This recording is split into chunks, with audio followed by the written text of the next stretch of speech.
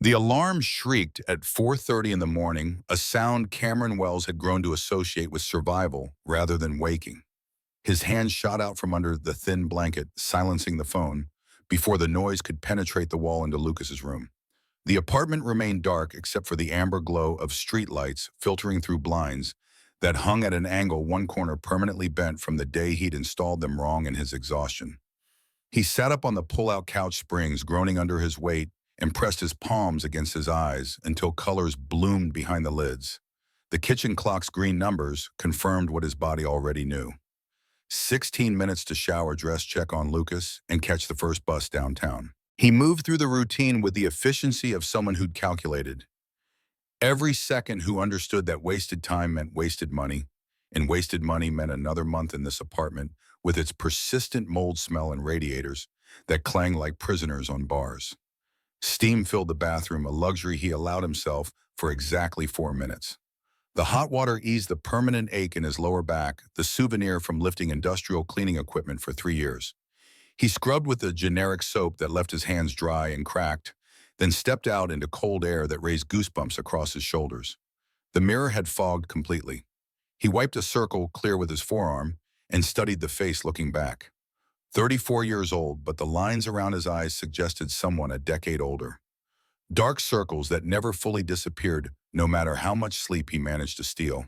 A jaw that needed shaving, but would have to wait until tomorrow because razors cost money, and this one was already dull. He dressed in the uniform that defined his first job, gray shirt with precision cleaning services embroidered across the pocket, dark pants that hid Stain's boots with soles worn smooth. The shirt smelled faintly of bleach and the sweat, no matter how many times he washed it. He tucked the fabric in, fastened his belt, and moved to Lucas's door.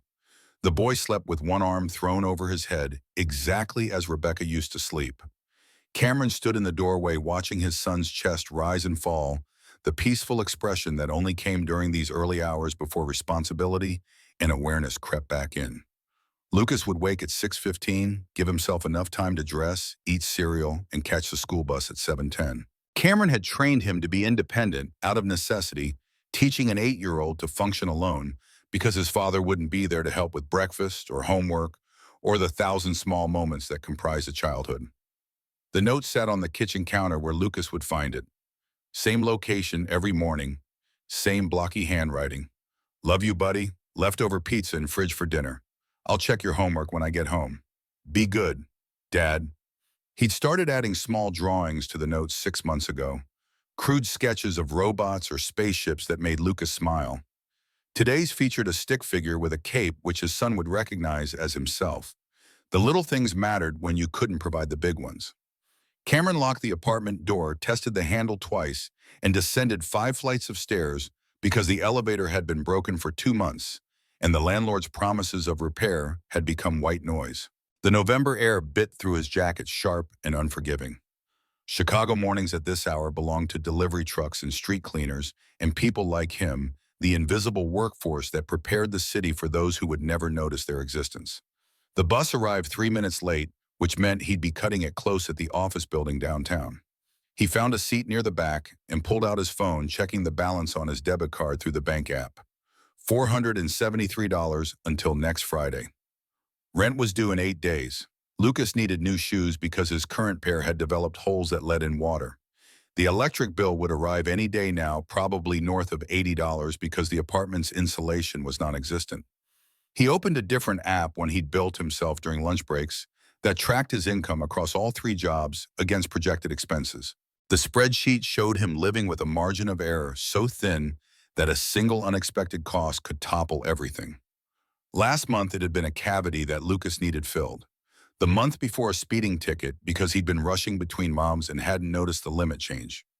Each financial shock sent ripples through weeks of careful planning, forcing him to make calculations about which bill could be paid late, what food could be stretched further, whether he could skip meals to ensure Lucas ate enough. The office building rose 40 stories above Michigan Avenue, all glass and steel, and the kind of modern architecture that suggested wealth and progress. Cameron entered through the service entrance in the alley, nodded to the security guard, who never remembered his name, and took the freight elevator to the basement where the cleaning supplies lived. His supervisor, a woman named Martha who managed 3 dozen cleaners across 5 buildings, was already reviewing assignments on her clipboard. Wells, you've got floors 18 through 22, full trash collection vacuum high traffic areas, bathroom deep clean on 20. 2 hours maximum, then you're due at your next location. He nodded, grabbed his equipment cart, and started the work that required no thought, only motion. Empty trash cans into the large rolling bin, replace liners, spray disinfectant on desks, wipe in circular motions, vacuum in straight lines to leave the pattern that proved the carpet had been cleaned. The offices were empty at this hour, filled only with the detritus of yesterday's business coffee cups with dried rings at the bottom, scattered papers, the occasional personal photo that offered glimpses into lives he'd never touch. Floor 20 belonged to a financial services company. He moved through cubicles, each one identical, except for the personal items that marked territory. A woman's workspace held photos of 2 children and a golden retriever. A man's desk displayed a degree from Northwestern University in a frame that probably cost more than Cameron's monthly food budget. He emptied their trash cans and wondered what it felt like to occupy spaces like these, to spend 8 hours a day pursuing work that engaged the mind rather than just the body. The bathroom deep clean required 20 minutes of concentrated effort. He scrubbed toilets, mopped floors, refilled soap dispensers, cleaned mirrors until they reflected without streaks. The work was honest but mind-numbing, the kind of labor that let his thoughts drift to places he tried to avoid. Memories of a different life, when he'd been the one sitting in an office when his hands had held drafting pencils, instead of mop handles, when colleagues had asked his opinion on load-bearing calculations and servo motor specifications, rather than whether he'd emptied the trash in conference room B. 6 years at Baxter Technologies. Lead mechanical engineer by 29. Projects that challenged him, that made him wake excited to solve problems nobody else could crack. He'd been building a reputation, accumulating patents, earning respect. Rebecca had been proud, attending company events in dresses she'd saved for introducing herself as the wife of the brilliant engineer who was going places. They'd bought a small house in a suburb with good schools, planning for Lucas's future for siblings Lucas would never have, for a life that had seemed inevitable until it wasn't. The cancer diagnosis came on a Tuesday in March. Stage 4 pancreatic cancer, words the oncologist delivered with practiced sympathy that couldn't soften their meaning. 14 months if they pursued aggressive treatment. Maybe 8 without it. Rebecca had been 31 years old, Lucas barely 5, and Cameron's world had compressed into a single imperative fight. He'd taken a leave of absence from Baxter, intending it to be temporary. The company had been understanding, initially offering condolences and assurances that his position would be waiting. But 14 months became a number that kept shrinking as treatment costs expanded. Chemotherapy, radiation, experimental trials that insurance deemed unnecessary. The medical bills arrived in envelopes that grew thicker each week, each one representing a choice between bankrupting his family or watching his wife die. He'd burned through their savings in 4 months. Refinanced the house in 6.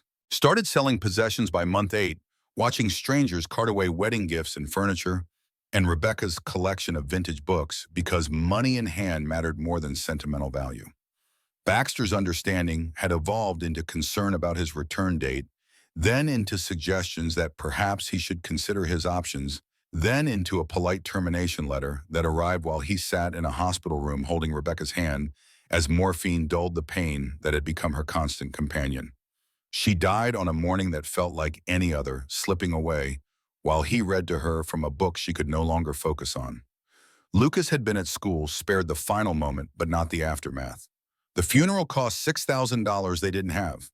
The house went into foreclosure 3 months later. Cameron and Lucas moved into this apartment with 2 suitcases and a garbage bag of clothes, starting over, with nothing except each other and debt that felt like a physical weight crushing his chest every time he tried to breathe. He'd searched for engineering positions, sending out resumes that highlighted his experience and glossed over the 2-year gap. Every interview followed the same pattern: initial interest, then questions about why he'd left Baxter, then visible skepticism when he explained caregiving, then promises to be in touch that never materialized. Hiring managers wanted engineers who'd kept current, who hadn't stepped away during crucial years of industry evolution. A gap of months might be forgivable. A gap of years suggested someone who'd lost their edge, whose skills had atrophied, who couldn't be trusted with projects that required cutting-edge knowledge. After 6 months of rejections, he'd stopped applying for engineering jobs and started taking whatever work would accept him. Precision Cleaning Services hired him within a week. The pay was $9 an hour, barely enough to cover rent on the cheapest apartment he could find. So he'd added a second job, delivering lunch orders for a food app, racing around the city on a bicycle he'd bought, used dodging traffic for tips that sometimes added up to $50 a day if he worked through both lunch and dinner rushes. And when that still wasn't enough, when the bills kept coming and Lucas kept growing and needing things, he'd added the overnight security position at Stellar Dynamics. Cameron finished the bathroom, returned his car to the basement, and clocked out at exactly 7:45.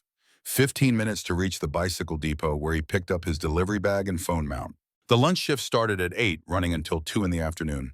6 hours of constant motion that left his legs burning and his lungs raw from cold air and exhaust fumes. The app pinged with his first order at 8:17. Thai restaurant on Clark Street, delivery to an office building on Wacker Drive. He accepted, pedaling through traffic that showed no mercy to cyclists threading between taxis and buses, and cars whose drivers seemed to regard his presence as an inconvenience rather than a person trying to survive. The restaurant had the food ready, 2 plastic containers stapled into a bag, with extra napkins he'd requested, because customers appreciated small considerations, and better tips followed from appreciated customers. The ride to Wacker Drive required dodging a construction zone where the street had narrowed to a single lane. A truck driver honked as Cameron squeezed past the sound, aggressive enough to make him flinch. He delivered the food to a receptionist who barely looked up from her computer, offering a mechanical thank you that matched her expression. The tip was $2 on a $30 order. He added it to his mental tally and moved to the next ping. 11 deliveries before noon. Lunch orders flowing from restaurants to offices, fueling people who had the luxury of ordering food instead of packing leftovers or skipping meals entirely. He stopped once to drink water from the bottle he kept in his bag, standing in an alley, because pausing on the street meant losing time. His phone buzzed with a text from Lucas, sent during the boys' lunch period at school. The message was simple: "I got an A on my math test. Love you, Dad." Cameron's chest tightened with a pride so fierce it hurt. He typed back, "That's my boy. So proud of you. We'll celebrate tonight."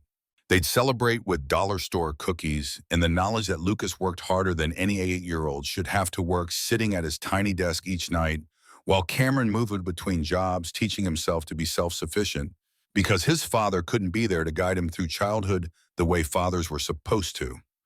By 2 o'clock, Cameron had completed 18 deliveries and earned $93 in total, including tips. He returned the delivery bag, unlocked his own bicycle from the rack where he'd left it, and pedaled to the apartment to shower and eat something before his evening shift started. Lucas would be home from school soon, and Cameron wanted to be there to see his son, to hear about the math test and the day's small victories, to be present for the 30 minutes they'd have together before he had to leave again. The apartment was empty when he arrived. He ate standing up leftover rice and chicken from 2 days ago, washing it down with water, because buying drinks meant spending money on something other than sustenance. He showered again, changing into the black pants and white button-down shirt required for security positions. His phone alarm was set for 4:30. He had time to close his eyes for 20 minutes rest. That wouldn't qualify as sleep, but might dull the exhaustion that had become his default state. Lucas's key turned in the lock at 3:40. Cameron heard his son enter, drop his backpack by the door, and move toward his room. He got up from the couch, meeting Lucas in the narrow hallway. The boy's face lit up. His school uniform was rumpled, tie loose around his neck. One knee of his pants, grass-stained from recess.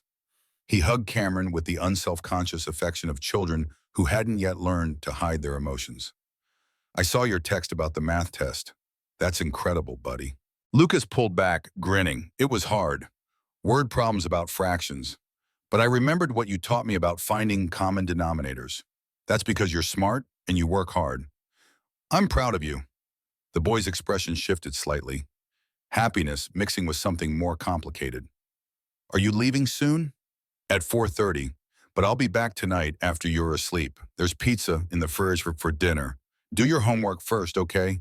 And practice your reading." Lucas nodded, already used to this routine, already understanding that his father worked these hours out of necessity rather than choice. The boy moved to his room, and Cameron heard him unzipping his backpack, settling in to start homework, without being reminded because Lucas had learned to carry responsibilities that shouldn't belong to 8-year-olds.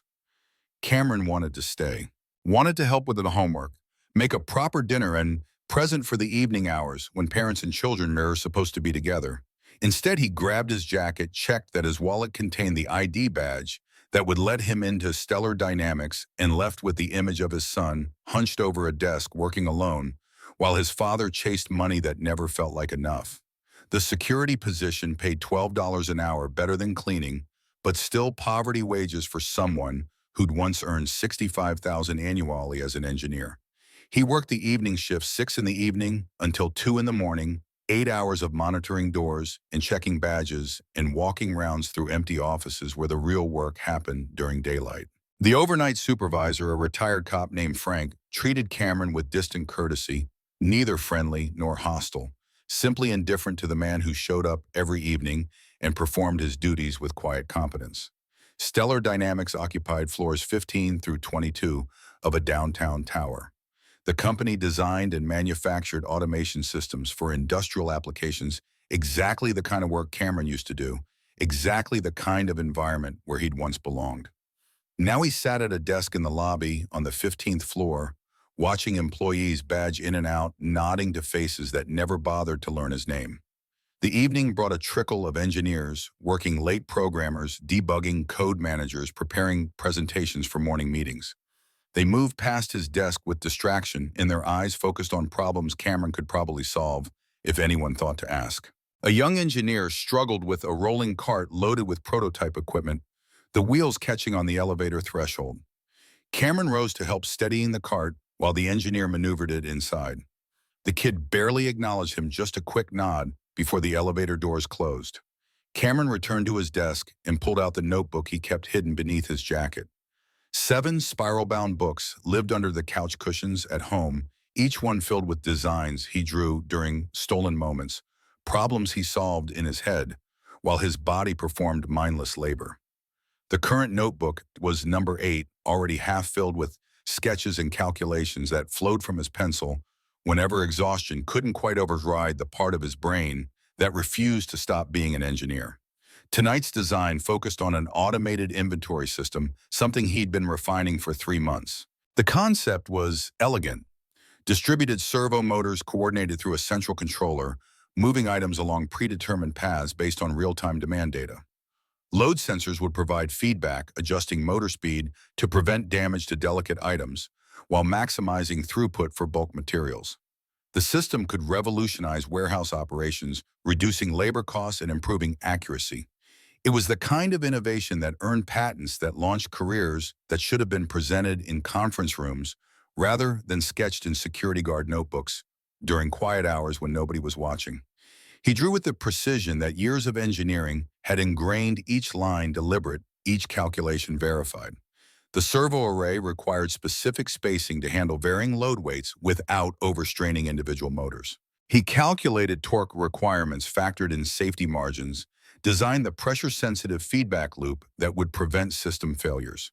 The work absorbed him completely, pulling him into a mental space where he was Cameron Wells, the engineer again, where his mind engaged with problems that mattered, where his skills found expression, even if nobody would ever see the results.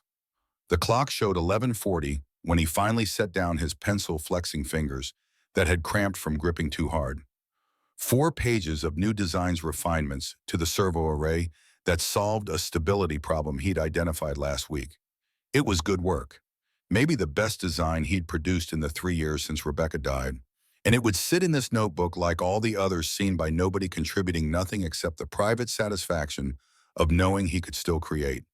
He slipped the notebook back under his jacket and stood to make his hourly rounds through the building. The 15th floor was dark except for emergency lighting. He walked the perimeter, checking doors, noting that conference room C's lock needed maintenance, that someone had left a laptop charging in an empty office. Floors 16 through 20 were similarly quiet, the weekend shift long gone, leaving only the hum of computers on standby and the LED blink of security cameras recording his passage. Floor 21 housed the executive offices. Cameron had seen the CEO exactly twice in 3 years, both times from a distance, a woman in expensive suits who moved through the building surrounded by assistants and importance. Vivian Harper, according to the nameplate outside her corner office. He'd looked her up once out of curiosity, finding a profile in a business magazine that described her as a visionary leader who'd grown stellar dynamics from a mid-sized manufacturer into an industry innovator. She was 42, a single mother based on one brief mention of a teenage daughter, and accomplished in ways that reminded Cameron of everything he'd lost. He completed his rounds and returned to the lobby desk, sitting heavily in the chair that had molded to his shape over 3 years. 2 more hours until his shift ended, then the bus ride home, then 3 hours of sleep before starting the cycle again. His phone showed a text from Martha asking if he could cover an additional building tomorrow morning. The extra 2 hours meant extra $18, which meant yes, he'd take it, even though his body was already screaming for rest. The front doors opened at 1:47, unusual, because the building should have been locked to external entry after 11. Cameron looked up to see two people entering: an older man in a suit who badged through security without hesitation, and a younger guy carrying a laptop bag who followed closely behind. They moved to the elevators and Cameron noted their faces in case Frank asked during the end-of-shift report. His shift ended at 2 exactly. Frank arrived to take over the overnight desk, exchanging minimal conversation before Cameron clocked out and left through the main doors. The November night had grown colder, temperature dropping into the 30s, his breath visible in the streetlight glow. He walked to the bus stop, checking his phone for the schedule, finding he'd missed the last direct route and would need to transfer downtown. The first bus arrived 15 minutes later. He sat near the front, surrounded by other night shift workers whose faces reflected the same exhaustion he felt. A woman in scrubs, probably a nurse finishing at a hospital. A man in janitorial uniform similar to Cameron's morning attire. Two guys speaking Spanish, construction workers based on their boots and the paint spatters on their jeans. The invisible workforce moving through the city while everyone else slept. He transferred at State Street, waiting another 12 minutes for the northbound bus that would take him within walking distance of his apartment. The cold seeped through his jacket, and he paced to maintain circulation, checking his phone to avoid thinking about how much easier life would be with a car with reliable transportation. With any of the conveniences that required money, he'd never quite managed to accumulate. The second bus dropped him 4 blocks from home. He walked quickly, hands jammed in pockets, watching shadows and staying alert, because this neighborhood wasn't dangerous exactly, but wasn't safe either, existing in the gray zone where poverty and desperation sometimes manifested in ways that made Cameron grateful he had nothing worth stealing. A group of men stood outside a convenience store, passing a bottle in a brown bag, their laughter carrying through the quiet streets. Cameron kept his head down, walking with purpose, but not fear, projecting the confidence of someone who belonged here, who posed no threat and offered no opportunity. They ignored him, returning to their conversation as he passed. Murphy's Bar occupied a corner 2 blocks from his apartment. Cameron had never been inside, but he'd walked past it hundreds of times, noting the scarred wooden door and the neon sign that flickered more often than it glowed steadily. Tonight something made him pause.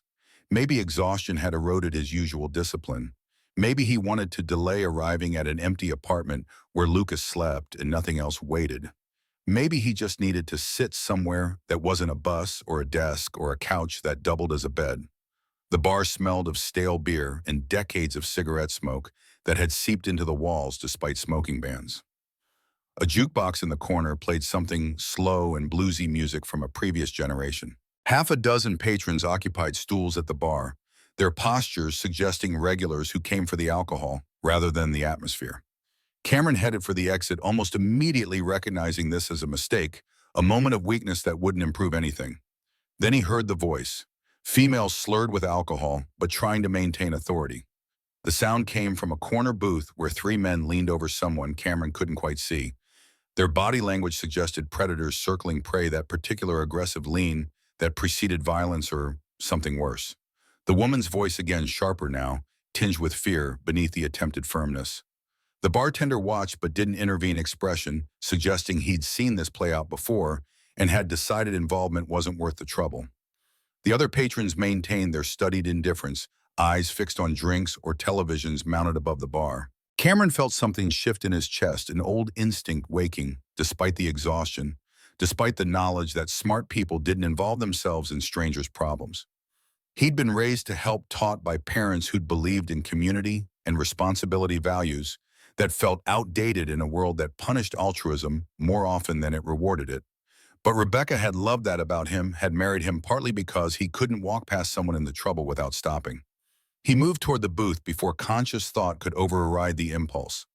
The three men were college-age, probably mid-20s, wearing the expensive casual clothes of kids who'd never worried about rent or food. They had her boxed in against the wall, one hand on her shoulder, another reaching for her purse. The woman herself was maybe 40, wearing a business suit that had cost more than Cameron earned in a month. Her hair was professionally styled despite being disheveled, now makeup smeared from tears, or rubbing eyes unfocused in a way that suggested she'd had too much to drink. The situation required immediate intervention. Cameron stepped forward, positioning himself between the men and the woman, making his presence impossible to ignore. His voice came out steady despite adrenaline spiking through his system. "She's leaving with me. You need to back off." The largest of the three guys turned, sizing Cameron up with the confidence of someone who'd never lost a physical confrontation. He was bigger than Cameron by 20 pounds, younger by a decade, muscles evident beneath his designer shirt. But Cameron had 16 hours of work behind him, 3 years of physical labor that had stripped away anything soft and the kind of desperate edge that made him dangerous in ways these kids couldn't comprehend. "Who the hell are you?" "Someone who's not walking away. She's coming with me. You can let that happen, or we can have a problem." The standoff lasted maybe 10 seconds. Cameron held eye contact, letting his exhaustion show. Because exhausted men were unpredictable, were capable of things that well-rested people thought through more carefully. The calculation happened behind the guy's eyes. Was this worth it? Was this woman worth fighting over? Were his friends committed enough to back him up if things turned physical? The answer came when the guy stepped back, raising his hands in mock surrender. "Whatever, man. She's all yours. Crazy bitch anyway." Cameron ignored the words, focusing on the woman who was trying to stand and failing. He slid into the booth, positioning himself beside her, creating a barrier between her and the men who were already moving toward the bar, their interest evaporating now that opposition had appeared. He kept one eye on them while assessing her condition. She was in bad shape. Eyes glassy, movements uncoordinated, speech slurred when she tried to speak. Whatever she'd consumed, it had hit her hard. Cameron scanned the table for her purse, finding it wedged between the seat and the wall, contents spilling out. He collected the items carefully: wallet, phone, keys, lipstick, tissues. The wallet fell open to reveal a driver's license with her photo. Vivian Harper, according to the ID. An address in Lincoln Park, one of Chicago's expensive neighborhoods, nowhere near this bar. Recognition hit him like a physical blow.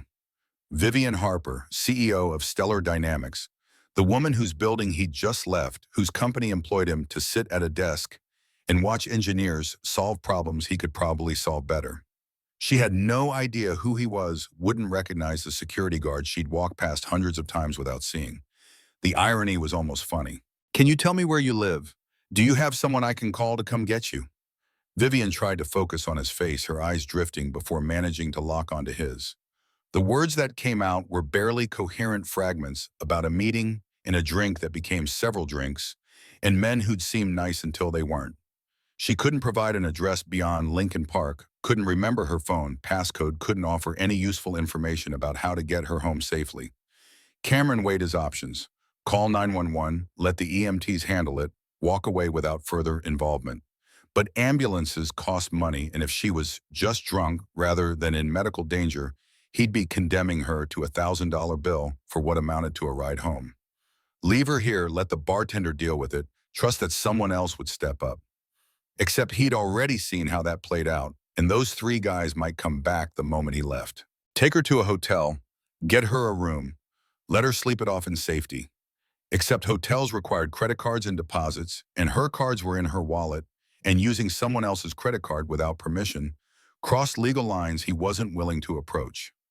That left one option, the option that violated every rule about getting involved, about maintaining boundaries, about protecting himself from situations that could be misinterpreted. But it was nearly 3 in the morning, she was in no condition to take care of herself, and walking away felt like abandoning the values Rebecca had loved about him. "Okay, listen, I'm going to get you somewhere safe. You're going to be fine. I need you to try to walk with me." He helped her stand, supporting most of her weight as they moved toward the door. The bartender watched without comment, and the three guys at the bar studiously ignored them. Cameron navigated her through the doorway and into the cold November air that hit her like a slap. She flinched, making a sound of protest, but the cold seemed to sharpen her awareness slightly. The 4 blocks to his apartment took 15 minutes. Vivian stumbled repeatedly, her expensive heels catching on sidewalk cracks, her weight shifting unpredictably against him. He held her upright through sheer determination, muscles burning from the effort, hyper-aware of every shadow and sound in case those men had decided to follow. But the streets remained empty except for the occasional passing car, and they reached his building without incident. 5 flights of stairs loomed ahead, and the elevator's out-of-order sign mocked him. He considered his options for approximately 3 seconds before accepting that there was no alternative. Vivian couldn't climb stairs in her condition. He'd have to carry her. "I'm going to pick you up now. Just relax." He positioned himself carefully, getting one arm behind her knees and another around her back, lifting with his legs to protect his already strained lower back. She was lighter than he'd expected, probably weighed about 120, her body going limp against him as he started climbing. The stairs seemed to multiply as he ascended each flight, requiring more effort than the last, his breathing growing labored by the 3rd floor. At the 5th floor, he paused to rest, setting her feet down while she leaned against the wall. His key required 3 tries because his hands were shaking from exertion, but finally the lock turned and he guided her into his apartment, praying Lucas hadn't woken. The apartment was dark and silent. Cameron navigated by memory, moving Vivian to the pull-out couch, lowering her carefully onto cushions that were lumpy but clean. She immediately curled onto her side, making small sounds of discomfort, eyes already closing. He grabbed the spare blanket from the closet covering her, then stood back to assess what he'd just done. He'd brought the CEO of Stellar Dynamics to his apartment. The woman who signed his paychecks without knowing his name was now unconscious on his couch, vulnerable and trusting in a way that could destroy both their lives if anyone discovered this situation. The potential for misunderstanding was staggering. If she woke confused, if she accused him of anything, if she told anyone about this night, his explanation would sound exactly like what a guilty person would say. But leaving her hadn't been an option, and nothing about the situation could be changed now. He filled a glass with water, set it on the coffee table within her reach. It added 2 aspirin beside it. Then he checked Lucas one more time, finding his son still sleeping peacefully, blissfully unaware of the chaos his father had introduced into their carefully controlled existence. Cameron sat in the kitchen, head in his hands, trying to process the sequence of decisions that had led to this moment. The smart thing would have been to walk past that bar, to ignore the woman's voice, to prioritize his own safety over her welfare. But he'd stopped being the smart version of himself 3 years ago when Rebecca died. Or maybe earlier, when he'd sacrificed his career to care for her, choosing love over practicality, choosing presence over future security. The exhaustion that had been building all day crashed over him like a wave. His body demanded sleep, but his mind spun through scenarios and possibilities and consequences. He needed to be awake when she woke, needed to explain the situation before confusion could breed accusations. He needed to get her home safely without anyone seeing her leave his apartment. He needed to contain this situation before it exploded into something that cost him everything. But first, he needed to do what he always did during these stolen hours between shifts.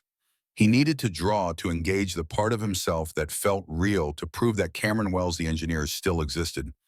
Even when Cameron Wells, the security guard, was making catastrophically poor decisions about helping strangers. He retrieved his notebook from beneath the couch cushions, careful not to disturb Vivian, and carried it to the kitchen. The inventory system designs waited unfinished problems that demanded solutions. He opened to a fresh page and began calculating the modified servo array that would handle asymmetric loads, the challenge he'd been wrestling with for weeks. The pencil moved across paper, each line precise, each calculation verified. The servo motors needed variable speed control to prevent oscillation under dynamic loads. He sketched the control algorithm, breaking down the feedback loop into discrete steps that a microcontroller could execute in real time. The pressure sensor would be mounted at strategic points, providing data about load distribution, feeding that information back to adjust motor speeds individually rather than as a group. He worked until his eyes burned, until the numbers on the page began to blur, until checking the clock revealed it was 4:38, and he'd been drawing for over an hour. The design was nearly complete, maybe 3 or 4 more sessions away from being ready for prototyping, if he'd had access to equipment, if anyone cared about the engineering solutions being developed in a security guard's kitchen during hours that should have been spent sleeping. Cameron closed the notebook and allowed himself to lie down on the floor beside the couch using a throw pillow as inadequate cushioning. His body was beyond exhaustion, now operating on fumes and stubborn refusal to stop. But even as sleep pulled at him, part of his mind continued working on the servo array problem, refining calculations, imagining how the system would function in practice. He dreamed of mechanisms and mathematics of systems that worked perfectly because he'd designed them that way, of a version of himself that still mattered in ways beyond keeping Lucas fed and the rent paid. Then he dreamed of Rebecca, her smile in those early days before the cancer, her voice saying his name, with the affection of someone who saw him clearly and loved what she saw. The dream shifted, became darker, her hospital room, and machines that beeped urgently, and doctors speaking in low voices about time running out. Movement jerked him awake. His eyes opened to gray morning light filtering through windows, his body stiff from sleeping on the floor, his neck aching from the awkward angle. Vivian sat upright on the couch blanket, clutched to her chest, eyes wide with the confusion of someone trying to assemble reality from fragments. Cameron pushed himself up slowly, every muscle protesting, trying not to startle her. Their eyes met, and he watched panic flash across her face as recognition failed, as she realized she was somewhere unfamiliar with someone she didn't know. Her hand moved to her temple, fingers pressing against what was certainly a vicious hangover. The words came carefully pitched to be reassuring rather than threatening. "It's okay, you're safe, I'm Cameron. We were at Murphy's bar last night. You had some trouble with some guys and I helped. You couldn't remember where you lived, so I brought you here, that's all." He gestured to the water glass on the coffee table. "There's aspirin, you'll probably want both." Vivian stared at him for a long moment, her eyes moving from his face to the apartment around them. He tried to see the space through her perspective, the cramped dimensions barely larger than her office, the mismatched furniture salvaged from curbsides and thrift stores, the water stain on the ceiling that had spread another 3 inches since summer, the absence of anything decorative or unnecessary, the evidence of poverty in every corner. She reached for the water with shaking hands, downing the aspirin and half the glass in desperate gulps.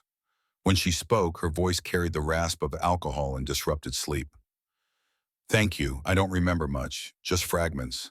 A pause, then pieces of memory seeming to return. "There were men. They were being aggressive. I encouraged them to leave. They did. Then you needed somewhere safe." Vivian checked herself discreetly, confirming that her clothes were intact, that nothing inappropriate had occurred. Cameron understood the necessity of the gesture and didn't take offense. Satisfied that she was unharmed beyond the hangover, she looked around again, this time with different intent. Her gaze was observant now, analytical, taking in details with the focus of someone whose profession demanded reading situations accurately. Her eyes lingered on Lucas's backpack near the door, the small sneakers lined up neatly beneath it, evidence of the child Cameron hadn't mentioned. Then her attention moved to the kitchen, its sparse contents visible through open cabinet doors, generic cereal, canned goods, nothing fresh or expensive. Finally, her gaze caught on something that made her expression shift entirely. The notebook had slipped partially out from beneath the couch cushions during the night. Technical drawings were visible, precise lines and calculations that clearly weren't random doodling. Cameron followed her gaze, his chest tightening with recognition of what she was seeing, of how this situation was about to become infinitely more complicated. Before he could speak, before he could deflect or distract, Lucas emerged from his room in wrinkled pajamas, hair sticking up in directions that suggested restless sleep. The boy stopped immediately upon seeing the stranger on their couch, eyes going wide with surprise rather than fear, because Lucas had been raised to be cautious, but not paranoid, to assess situations before reacting. Cameron put himself between his son and Vivian, instinctively, a gesture of protection that was probably unnecessary but felt mandatory. "It's okay, buddy. This lady needed help last night. She'll be leaving soon." Lucas nodded slowly, processing the information with the seriousness that 8-year-olds applied to unexpected situations. His eyes remained fixed on Vivian with unfiltered curiosity, the kind of direct stare that adults learn to soften with social conditioning. "Is she okay, Dad?" "She's fine. Go get breakfast started. I'll be there in a minute." Lucas hesitated, clearly wanting to ask more questions, clearly trying to understand why there was a woman in their apartment at what the kitchen clock showed was 6:47 in the morning. But he obeyed, moving toward the kitchen, and Cameron heard him pulling out the cereal box, the refrigerator door, opening the morning routine they'd perfected over 3 years, clicking into familiar motion despite the disruption. Vivian watched with an expression Cameron couldn't quite read, something between surprise and recognition, as if she were seeing something unexpected that explained other things. When she spoke, her voice had softened. "You have a son." The statement wasn't a question. "Lucas, he's 8." Cameron kept his tone neutral, uncertain where this conversation was heading, wanting only to get her safely home before the situation developed new complications. "I should call you a cab. Or do you need me to contact someone, family, friends, someone who can come get you?" Vivian didn't answer immediately. Instead, she stood slowly, steadying herself against the couch arm, testing her balance. She was shorter than Cameron had realized the previous night, her head barely reaching his shoulder, even in the heels she'd somehow not lost. But something about her posture suggested command, the bearing of someone accustomed to authority, despite her current circumstances. She walked toward where the notebook had slipped out, and before Cameron could stop her, she picked it up. Her eyes scanned the visible page, and he watched them widen with recognition, with shock, with something that might have been excitement. All traces of hangover confusion vanished from her expression. "Did you draw this?" The question came sharp, focused, every word deliberate. Cameron moved quickly, taking the notebook from her hands with more firmness than politeness. The gesture was protective, instinctive, safeguarding something precious, even though rational thought said these designs were worthless, were fantasy, were the private refuge of someone whose real work involved mops and delivery bags and security desks. "Just doodling. Let me get that cab for you." He shoved the notebook back under the cushions, but her eyes followed its trajectory, then returned to his face with uncomfortable intensity. "That wasn't doodling. That was an automated inventory system." "I've seen designs like that before. My company's engineering team has been working on something similar for 8 months, and they can't get the load distribution right." She stepped closer, and Cameron instinctively stepped back, suddenly aware of how small the apartment was, how little space existed between them, how cornered he felt despite being in his own home. "The solution you drew there with the distributed servo array and pressure-sensitive feedback loop, that's exactly what they need." The words hung in the air, heavy with implications Cameron didn't want to explore. This was spiraling beyond his control, entering territory that felt dangerous in ways he couldn't articulate. He needed her to leave, needed to restore the separation between her world and his, needed to return to the anonymity that protected him from hopes that would only lead to disappointment. "I was just passing time. Please let me call you a ride. Where do you need to go? Where do you work?" Her question cut through his deflection, direct and unavoidable. "Several jobs, cleaning delivery security at night." Which building? Cameron closed his eyes briefly, recognizing that honesty was the only option left, that lying would be discovered immediately and make everything worse. Stellar Dynamics, evening shift. The silence that followed was absolute. When he opened his eyes, Vivian's expression had transformed completely, shock giving way to something like understanding, pieces clicking together in her mind. "My name is Vivian Harper. I'm the CEO of Stellar Dynamics." The confirmation of what he'd already known still hit like a punch. Cameron felt the room tilt, felt reality rearranging itself into patterns he hadn't anticipated and couldn't control. This was worse than he'd imagined, more complicated than simple kindness toward a stranger. He'd saved his employer, brought her to his apartment, and now she'd discovered his secret, the part of himself he'd kept hidden, because revealing it meant risking hope, and hope was more dangerous than despair. "I need to call you that cab." "Now, wait, please."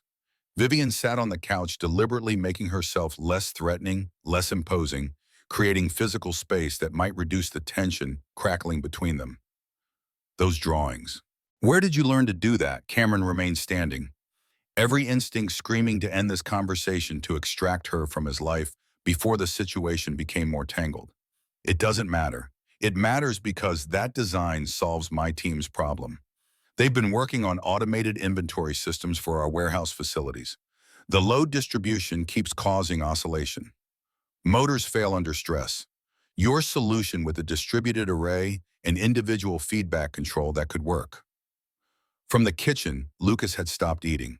Cameron could feel his son's attention, could sense the boy listening to every word, trying to understand why this strange woman was talking about his father's drawings, why there was intensity in the air that made even an 8-year-old recognize significance. I was an engineer. The words came out harder than intended, almost aggressive. Mechanical engineering. Baxter Technologies, 6 years a lead engineer on automation projects. He paused, the next part requiring more effort because it meant exposing wounds that hadn't healed, that probably never would. Then my wife got sick. Stage 4 pancreatic cancer.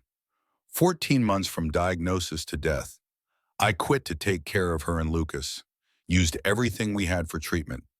When she died, I had a 5-year-old, no savings medical debt that will follow me forever and a resume gap nobody wanted to explain. The confession hung between them raw and ugly, the truth he'd spent 3 years trying to outrun through constant motion and relentless work. Vivian's expression shifted through several emotions too quickly for Cameron to identify, finally settling into something that looked like genuine concern mixed with calculation. How long have you been at Stellar? 3 years. Security desk evening shift. The answer came flat, empty of inflection. I see you sometimes walking through the lobby. You never look at security guards. Nobody does. I should have looked. The admission sounded sincere, but Cameron had learned that sincerity was cheap, that people said what sounded good without committing to meaningful change. I want to see more of your designs, all of them. No, the word came out sharper than he'd intended, but softening it would suggest negotiation was possible. I don't need charity. I helped you because it was the right thing to do, not because I wanted something. This isn't charity. This is business. You have skills my company needs. That inventory system alone could save us millions in operational costs. Your solution to the load distribution problem is elegant, impractical. I want to offer you a position in our engineering department. The offer should have felt like vindication, like the universe finally recognizing his worth, like everything he'd sacrificed had led to this moment of redemption. Instead, it felt like a trap, like accepting would mean owing debts he couldn't repay. Like hope was being offered by someone who'd forget her promises the moment the guilt of last night faded. You'll forget this in a week. The hangover will clear, and you'll remember I'm just the security guard who sits at a desk you walk past. This is gratitude talking, not genuine recognition. And when the gratitude wears off, I'll still be here working 3 DOS, and you'll still be walking past without seeing me. Vivian stood, closing some of the distance between them, her voice gaining the authority that probably served her well in boardrooms and negotiations. I'm offering you an opportunity based on your demonstrated skills. Yes, the circumstances are unusual. Yes, I wish I'd noticed you before last night. But that doesn't change the fact that you're talented, that my company needs what you can provide, that you deserve better than scrubbing toilets and delivering food and checking badges at a desk. The rational part of Cameron's mind understood she was right, that refusing meant choosing pride over practical improvement in his and Lucas's lives. But the wounded part, the part that had learned to expect disappointment, that had been rejected by every engineering firm in Chicago, that had been ground down by 3 years of invisibility, couldn't accept that change was possible. I have to get ready for my morning shift. I appreciate the offer, but no. Please let me call you that cab. He moved to his phone, pulling up a rideshare app, fingers trembling slightly as he entered her address from memory of the license he'd seen last night. The car would arrive in 7 minutes. 7 minutes until she left, and this impossible situation ended, and life returned to its normal pattern of work and exhaustion and survival. Vivian collected her purse, checked that everything was inside, ran fingers through her hair in a futile attempt to restore order. She looked at Cameron with an expression he couldn't interpret, something between frustration and understanding, between disappointment and resignation. Lucas had emerged from the kitchen, standing in the hallway, watching them both with the perception children had for reading adult emotions. His small voice broke the silence. Dad, you should listen to her. You're always drawing every night. I hear you. Even when you think I'm asleep, I hear the pencil on paper. You look happy then. You don't look happy any other time. If she wants to see them, maybe you should show her. Maybe something good could happen. The words cracked something inside Cameron's chest, splintering the protective walls he'd built around his heart, around his hopes, around the possibility that life could be more than survival. Lucas deserved better than a father who worked himself to death, who sacrificed everything without allowing room for unexpected opportunities, who taught by example that dreams belonged in notebooks rather than reality. He looked at his son's hopeful face at Vivian, standing with a professional composure, despite the chaos of the previous night at the apartment that represented everything he'd lost and hadn't managed to regain. The decision felt impossible, felt like choosing between safe misery and risky hope, between protecting himself and protecting Lucas from disappointment, if this all fell apart. Fine. The word came out reluctant, almost hostile. But not here. Lucas needs to get to school. I have a shift. If you're serious about this, we can meet later, 3 o'clock. I'll bring the notebooks. All of them. But I need guarantees. A real interview, not charity dressed up as opportunity. Professional evaluation of my work, not sympathy for my circumstances. Vivian pulled out her phone, fingers moving across the screen with practiced speed, despite the hangover that must still be pounding behind her eyes. Give me your number. I'll text you the address. Cameron rattled off the digits, watching her type, feeling the weight of the decision settle into his bones. His phone buzzed moments later with a message containing an address he recognized: Stellar Dynamics headquarters, 20th floor executive offices. The location where decisions happened, where his fate would be determined by people who'd probably never struggled, who'd probably never understood what it meant to choose between pride and survival. Thank you for last night, for this morning, for taking a chance. Vivian's voice had softened, whilst the CEO authority sounded almost vulnerable. I'm going to prove you wrong. I'm going to show you this isn't charity or guilt, or anything except recognition of what you can do. Then she was gone, the door closing behind her, leaving Cameron alone with Lucas and the magnitude of what had just happened. His son approached, wrapping arms around him in a hug that felt like absolution, like permission to hope, like forgiveness for all the times Cameron hadn't been present because work consumed everything. Are you really going to show her your drawings? Yeah, buddy, I guess I am. Lucas pulled back, grinning with the unfiltered joy of children who hadn't yet learned that hope could be weaponized, that opportunities could be traps, that the universe sometimes offered what you wanted only to snatch it away. I'm proud of you, Dad. Mom would be proud too. The mention of Rebecca hit harder than expected, bringing tears that Cameron forced back through sheer will. He knelt down to Lucas's level, looking his son directly in the eyes, needing him to understand the truth beneath the hope. This might not work out. She might decide I'm not good enough, or that the situation is too complicated, or that she made a mistake. If that happens, we'll be okay. We've been okay this whole time, right? We have each other, and that's what matters. But maybe it will work out. Maybe she's telling the truth. Maybe you'll get to be an engineer again, and I'll get to have a dad who doesn't look sad all the time. The simple observation carried more weight than any complex argument. Lucas had been watching, had been understanding more than Cameron gave him credit for, had been carrying his own burdens silently because his father was too busy surviving to notice. The guilt was crushing, was overwhelming, was another reminder that his choices had consequences beyond himself. Maybe. I'll try. Okay, I'll go to the meeting. Show her the work. See what happens. But whatever happens, I love you. That doesn't change. I know, Dad. I love you too. Cameron stood, checked the time, realized he had 40 minutes before his cleaning shift started, and no time to process what had just happened. He moved through the mechanical routine, checking that Lucas had everything for school, leaving the morning note even though they'd already talked, gathering his own work clothes, trying to quiet the storm of thoughts threatening to paralyze him. The possibility of change felt terrifying and exhilarating in equal measure. 3 years of stasis, of accepting that this was his life now, of abandoning dreams in favor of immediate survival, had created patterns so deep that imagining different ones seemed impossible. But Lucas's words echoed in his mind. The observation that Cameron looked sad all the time, except when he was drawing, when his mind engaged with problems that mattered, when he remembered who he'd been before circumstances had stripped away everything except the core will to keep going. He left the apartment at 7:30, descended the 5 flights because the elevator remained broken, emerged into November cold that felt sharper than usual, as if the world itself had become more vivid overnight. The bus arrived on time, carrying him downtown to the office building, where people who'd never struggled would soon arrive to occupy spaces Cameron cleaned, leaving behind the detritus of productive lives while he remained invisible except for the evidence of his labor. The work proceeded mechanically, his body going through familiar motions, while his mind spun through scenarios and possibilities.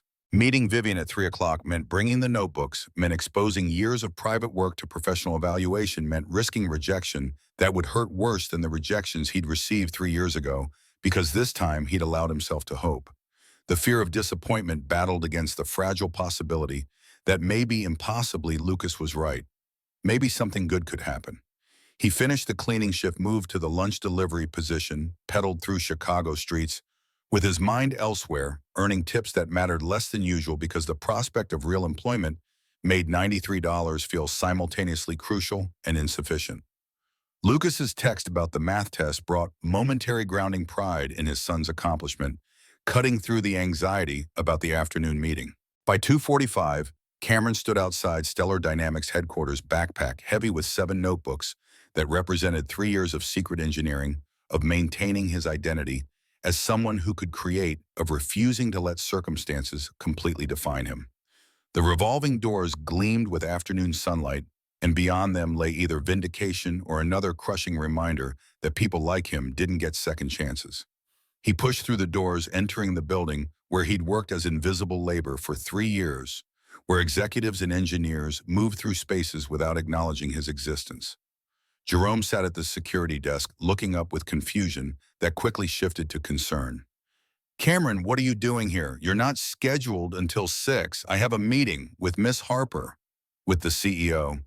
Jerome's expression suggested Cameron had claimed a meeting with the president, disbelief and skepticism mixing into something close to pity. Vivian emerged from the elevator before Cameron could respond, wearing a sharp charcoal suit that erased all evidence of the previous night's chaos. Her hair was perfectly styled makeup, flawless, every inch the executive who commanded respect and authority. She spotted Cameron immediately, her expression shifting into something warm, something that almost looked like relief. "Miss Wells, thank you for coming. Follow me." She led him past Jerome's stunned expression, past the lobby where Cameron had sat hundreds of nights, watching people who never saw him, into an elevator that rose smoothly to the 20th floor. Neither spoke during the ascent, the silence heavy with anticipation and unspoken questions. The doors opened onto executive offices that Cameron had only seen during late-night rounds, spaces that gleamed with expensive furniture and floor-to-ceiling windows, offering views of Chicago that seemed designed to remind occupants of their elevated position.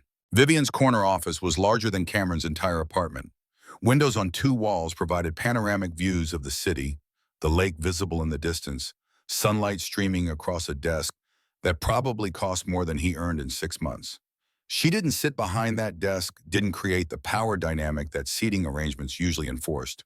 Instead, she gestured to a leather couch near the windows and sat beside him, closing distance, creating intimacy that felt deliberate. "Did you bring them?"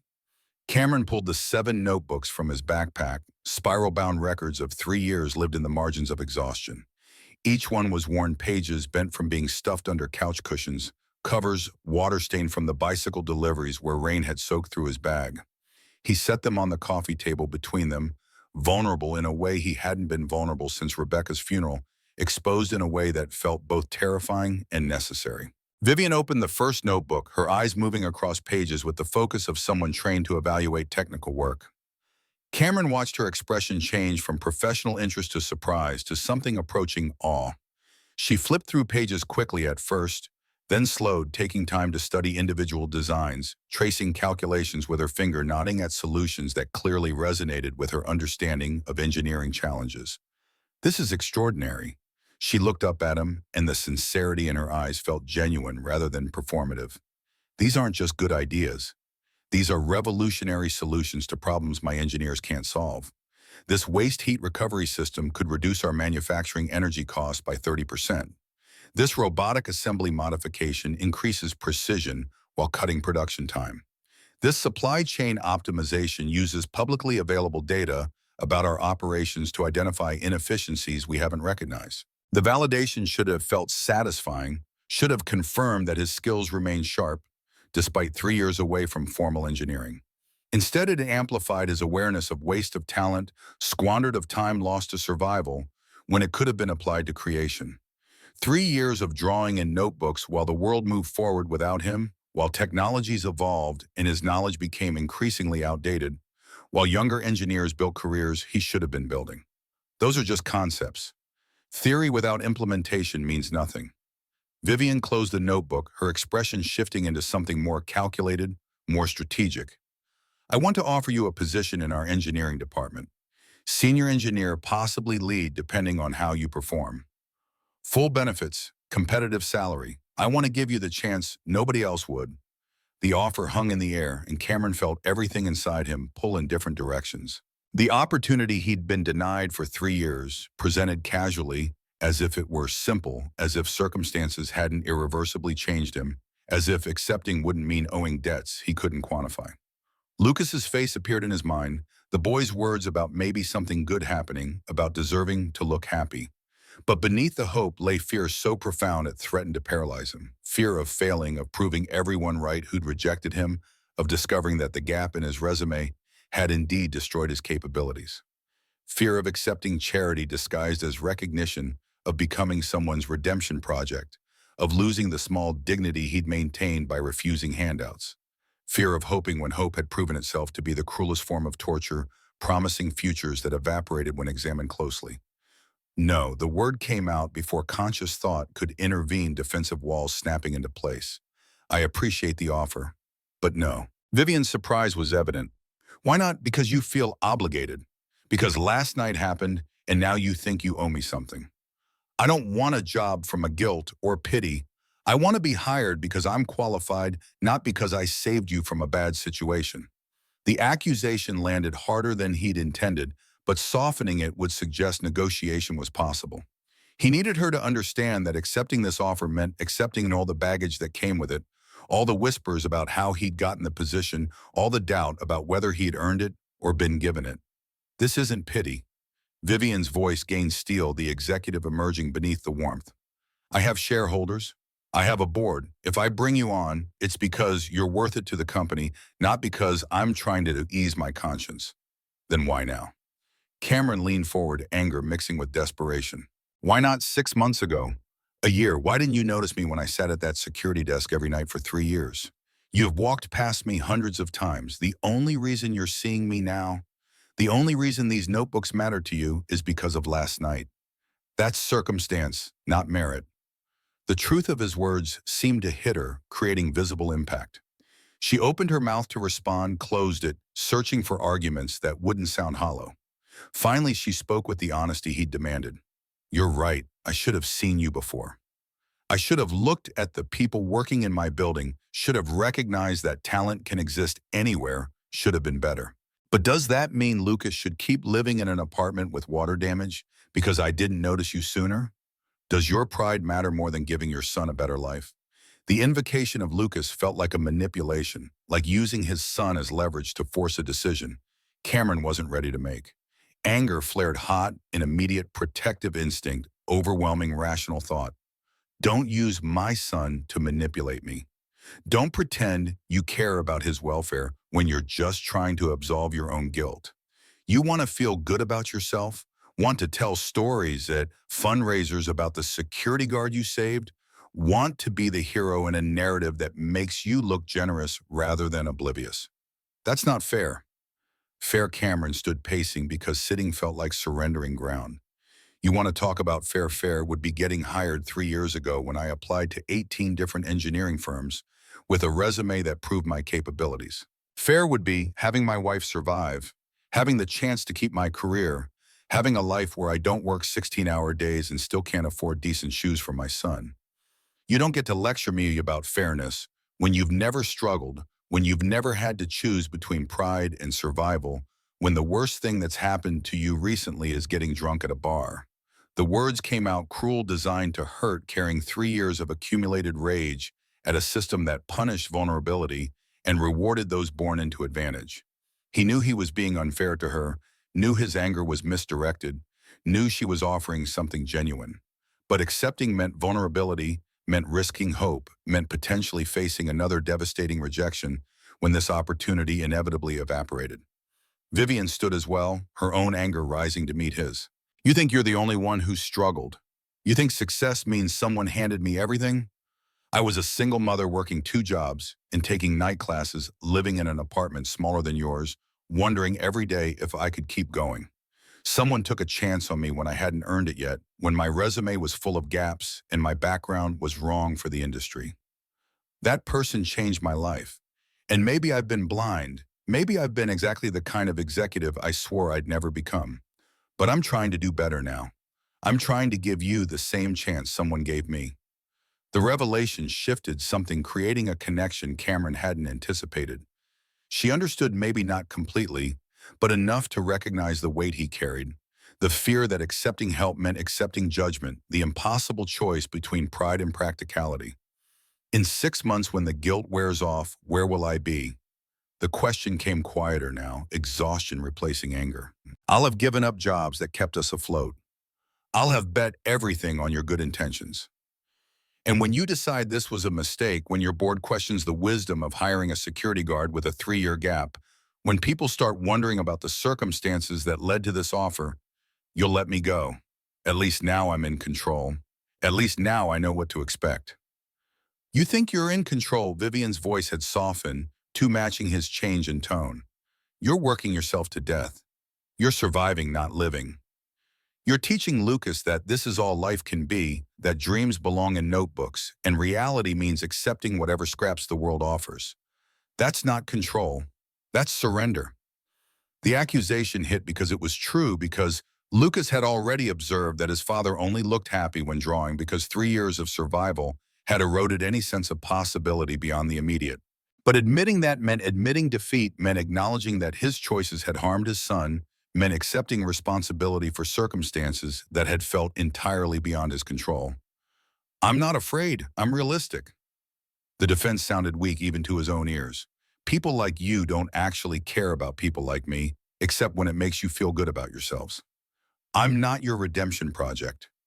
Vivian closed the distance between them, her voice dropping to something almost gentle. I'm not offering redemption. I'm offering opportunity.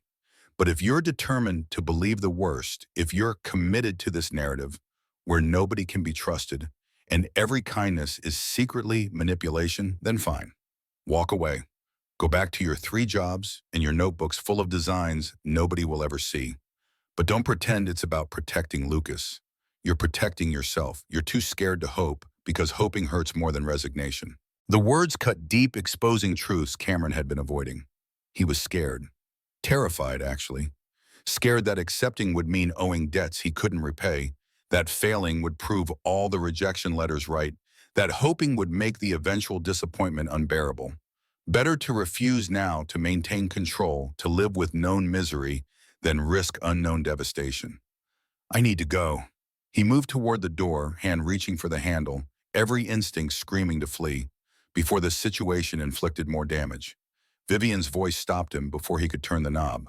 When I woke up this morning, you know what I saw. A man who'd given up everything for people he loved. A man who worked 3 jobs without complaining. A man who still helped a stranger when he was exhausted. And notebooks full of genius the world was too blind to recognize. That's what I'm offering, Cameron. Not pity, recognition, the chance to be seen for what you are.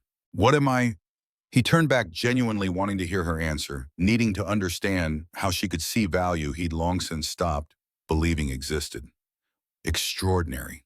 You're extraordinary, and you deserve a chance to prove it. The sincerity in her voice broke through his defenses, creating cracks in the protective walls he'd built over 3 years of disappointment and rejection. Lucas's hopeful face appeared in his mind again. His son's request that maybe his father deserved to be happy, deserved to use his skills, deserved more than survival. Rebecca's voice echoed too, her belief that Cameron was capable of remarkable things, her pride when he'd solved problems others couldn't, her encouragement to never stop creating. If I do this, the words came slowly, testing each one before committing, I need guarantees. A contract that protects me if this doesn't work out. Enough time to prove myself without the sword of firing hanging over my head. Complete transparency about expectations and evaluation criteria. I won't be anyone's diversity hire or feel-good story. If I do this, it's because I'm actually qualified, because my work stands on its own merit. Agreed. Vivian moved back to her desk, pulling out a legal pad, beginning to write. 6-month probationary period with clear performance metrics. Full evaluation based solely on work quality, not circumstances or backstory. Fair compensation from day one, not some reduced rate because you're learning. If the board questions this hire, I'll present your work and let it speak for itself.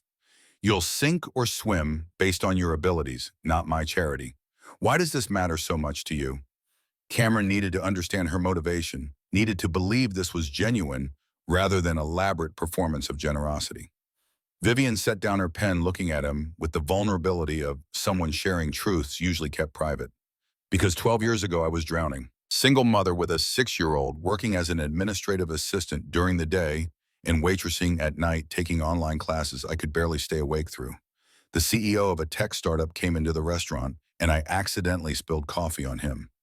I was so tired I couldn't even apologize correctly. He should have complained to my manager, gotten me fired. Instead, he came back the next week, asked about my life, learned I was studying business and engineering. He offered me an entry-level position at his company, even though I was completely unqualified. Said he saw potential nobody else had bothered to notice. She paused, emotion crossing her face before being controlled back into professional composure. That man changed my life, gave me the chance to learn, to grow, to prove what I could do. He died 5 years ago, and I've been looking for a way to pay forward what he gave me. But it's not just charity, Cameron. It's not even primarily about redemption. It's about recognizing that our current system is broken, that we're wasting talent because we only look in traditional places, because we let circumstances define potential rather than seeing what people can actually do.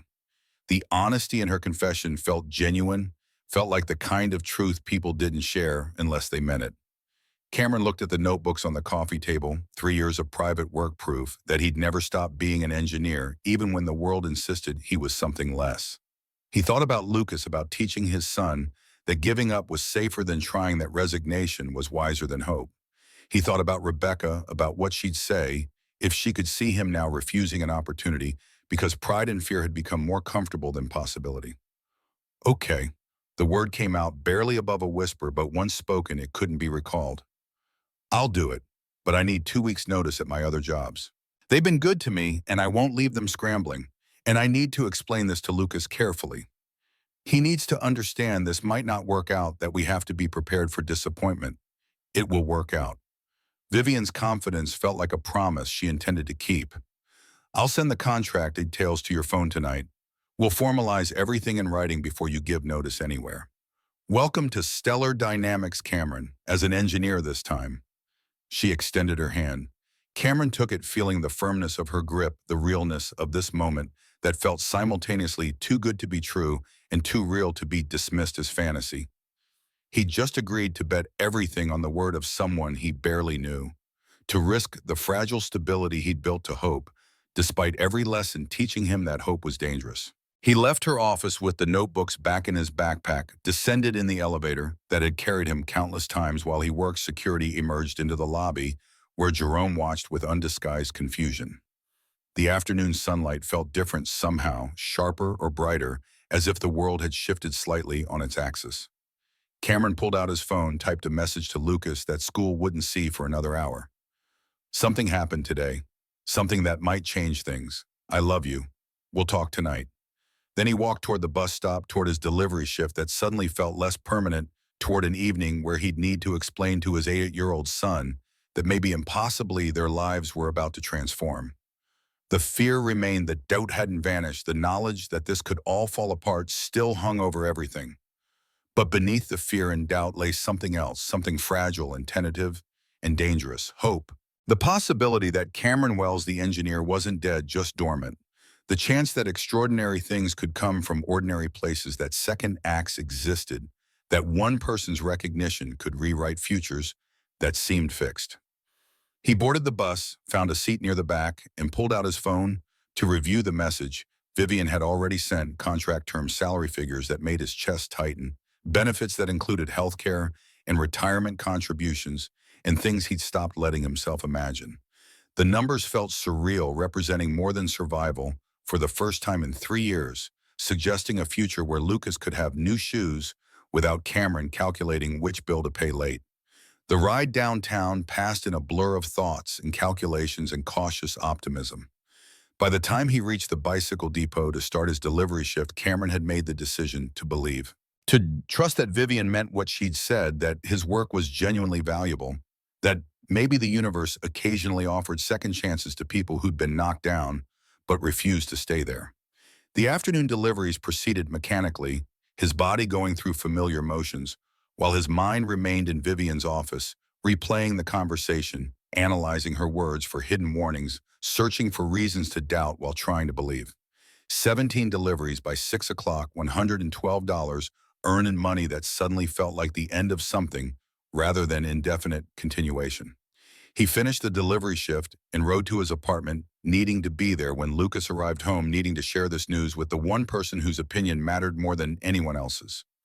The 5 flights of stairs felt less oppressive tonight, exhaustion diminished by adrenaline and possibility. Lucas was already home, sitting at his desk, with homework spread across the Surface pencil, moving across paper with the careful precision Rebecca had also possessed. He looked up when Cameron entered, eyes bright with questions. "Did you show her your drawings?"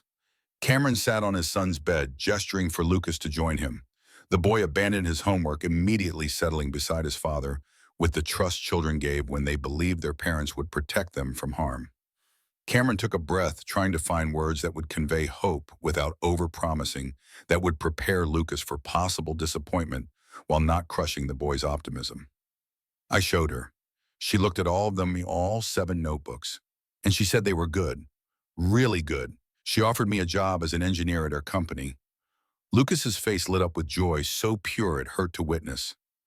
"That's amazing, Dad. That's amazing. You're going to be an engineer again." "Maybe." Cameron tempered the celebration, needing Lucas to understand reality. "We have to be careful. This might not work out. Her board of directors might not approve. My skills might not be as current as they need to be. Other engineers might not want someone like me joining their team. We have to prepare for the possibility that this doesn't last, but it might work out."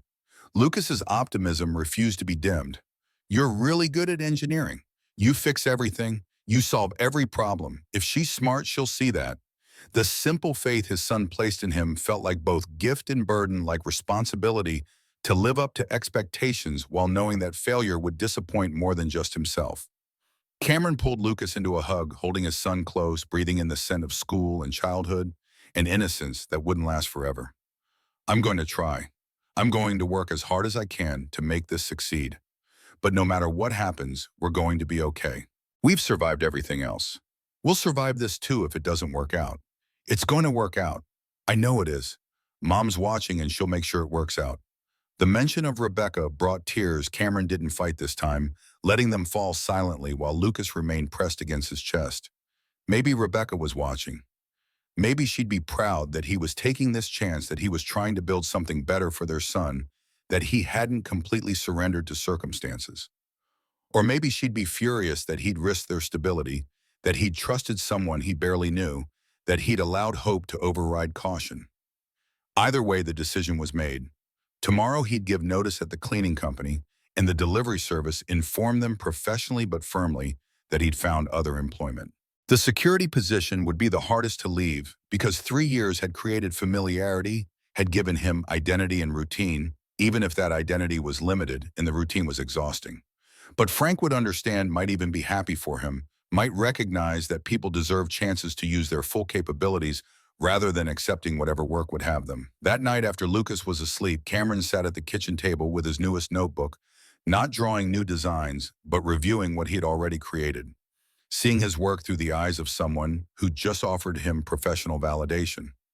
The automated inventory system was good, genuinely good, the kind of innovation that solved real problems elegantly. The waste heat recovery system demonstrated understanding of thermodynamics and practical engineering. The supply chain optimization showed analytical thinking and pattern recognition. He'd spent 3 years believing these designs were fantasy private refuge from reality, worthless, except as mental exercise. But maybe they had been preparation maintaining skills that would otherwise have atrophied, keeping himself ready for a chance he'd stopped believing would come. Maybe the 3 years hadn't been wasted after all, had been necessary foundation for whatever came next. His phone buzzed with a message from Vivian. Contract attached. Review with lawyer if desired. Let me know if you have questions. Looking forward to working with you. The attachment was a PDF 15 pages of legal language that Cameron would need to read carefully provisions about probationary periods and performance metrics and termination conditions.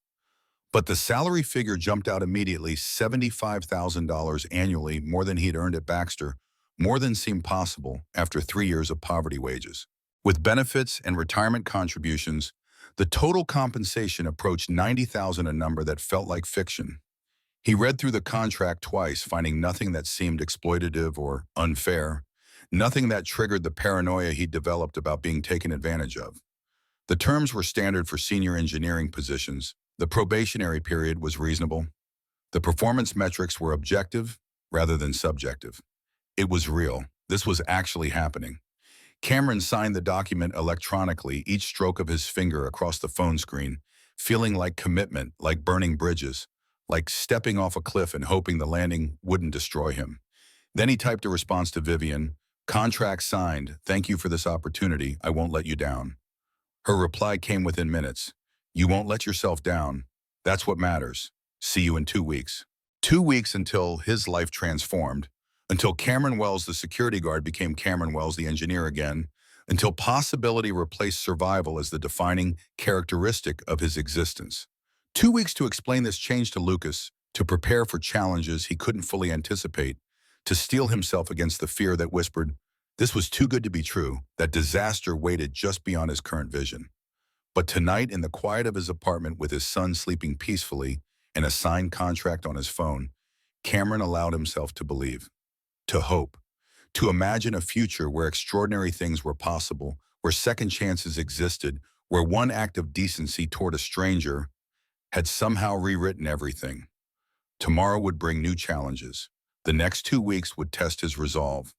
The 6-month probationary period would determine whether this opportunity was genuine or cruel false start.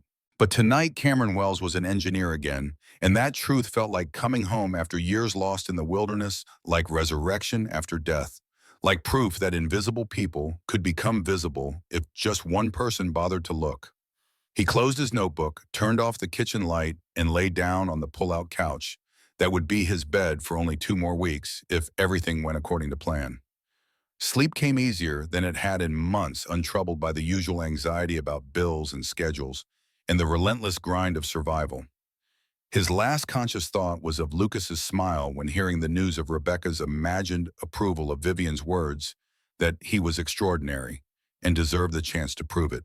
The extraordinary part remained to be seen. But the chance was real, and for the first time in 3 years, that felt like enough. The problem started on Cameron's 3rd day as a senior mechanical engineer at Stellar Dynamics. He'd spent the first 48 hours in a blur of onboarding procedures that felt surreal after 3 years of invisibility. HR processed paperwork with efficient indifference, explaining health insurance options and retirement contribution matches with the assumption he understood financial planning beyond choosing which bill to pay late. The engineering department occupied the entire 17th floor, an open workspace designed to foster collaboration, filled with standing desks and whiteboard walls and prototype equipment that made Cameron's hands itch to start building. His supervisor, Marcus Chen, was a decade younger but genuinely welcoming, walking Cameron through active projects without condescension. The automated inventory system had been assigned to Cameron immediately his designs from the notebooks already uploaded into the company's project management system. Seeing his private sketches transformed into official work orders created vertigo, the collision of fantasy and reality leaving him unsteady. The other engineers were cordial, if reserved, introducing themselves with varying degrees of curiosity. A woman named Jennifer Park, specializing in hydraulics, asked intelligent questions about his servo motor calculations. A guy called David Something, who handled software integration, offered help with the programming interfaces. Nobody mentioned the security desk or questioned how a guard had suddenly materialized as their colleague. The transition felt almost normal, almost sustainable, almost too smooth to be real. Then Jerome called during lunch break on day 3. Cameron stepped into the stairwell for privacy, recognizing the security desk number on his phone screen. His old colleague's voice came through, tense, uncomfortable with whatever message he'd been tasked to deliver. "Hey man, I probably shouldn't be calling, but I thought you should know. There's an article, some business blog, about you and Miss Harper. Cameron's stomach dropped.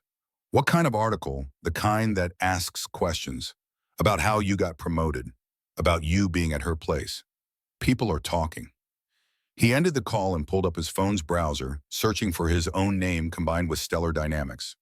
The results appeared instantly, a blog post from a site called Chicago Business Insider that specialized in corporate gossip disguised as investigative journalism. The headline made his vision tunnel: Stellar Dynamics CEO grants mysterious promotion after private encounter. The article was 300 words of innuendo and speculation, quoting anonymous sources who claimed Cameron had been seen leaving a building with Vivian, who suggested there was a special relationship between the CEO and a former security guard, who questioned whether the promotion was based on merit or other factors. The writer stopped just short of explicit accusations, using phrases like raises concerns about and creates the appearance of impropriety to imply everything without committing to anything actionable. They'd gotten details wrong. The building mentioned wasn't Cameron's apartment complex. The timeline was off by several hours. But accuracy didn't matter because the narrative was too compelling to resist powerful woman struggling, man's sudden promotion after private meeting. The truth was irrelevant compared to the story people wanted to believe. Cameron read the article 3 times each pass, revealing new horrors. A quote from a department insider suggesting other engineers felt the promotion was unearned. Mention of Cameron's employment history, the 3-year gap framed as suspicious rather than tragic. A final paragraph noting that Stellar Dynamics board would likely scrutinize the situation given potential PR ramifications. His phone buzzed with a text from Marcus. Saw the article, don't let it get to you, your work speaks for itself. Another text, this one from a number he didn't recognize. Is it true you're sleeping with the CEO?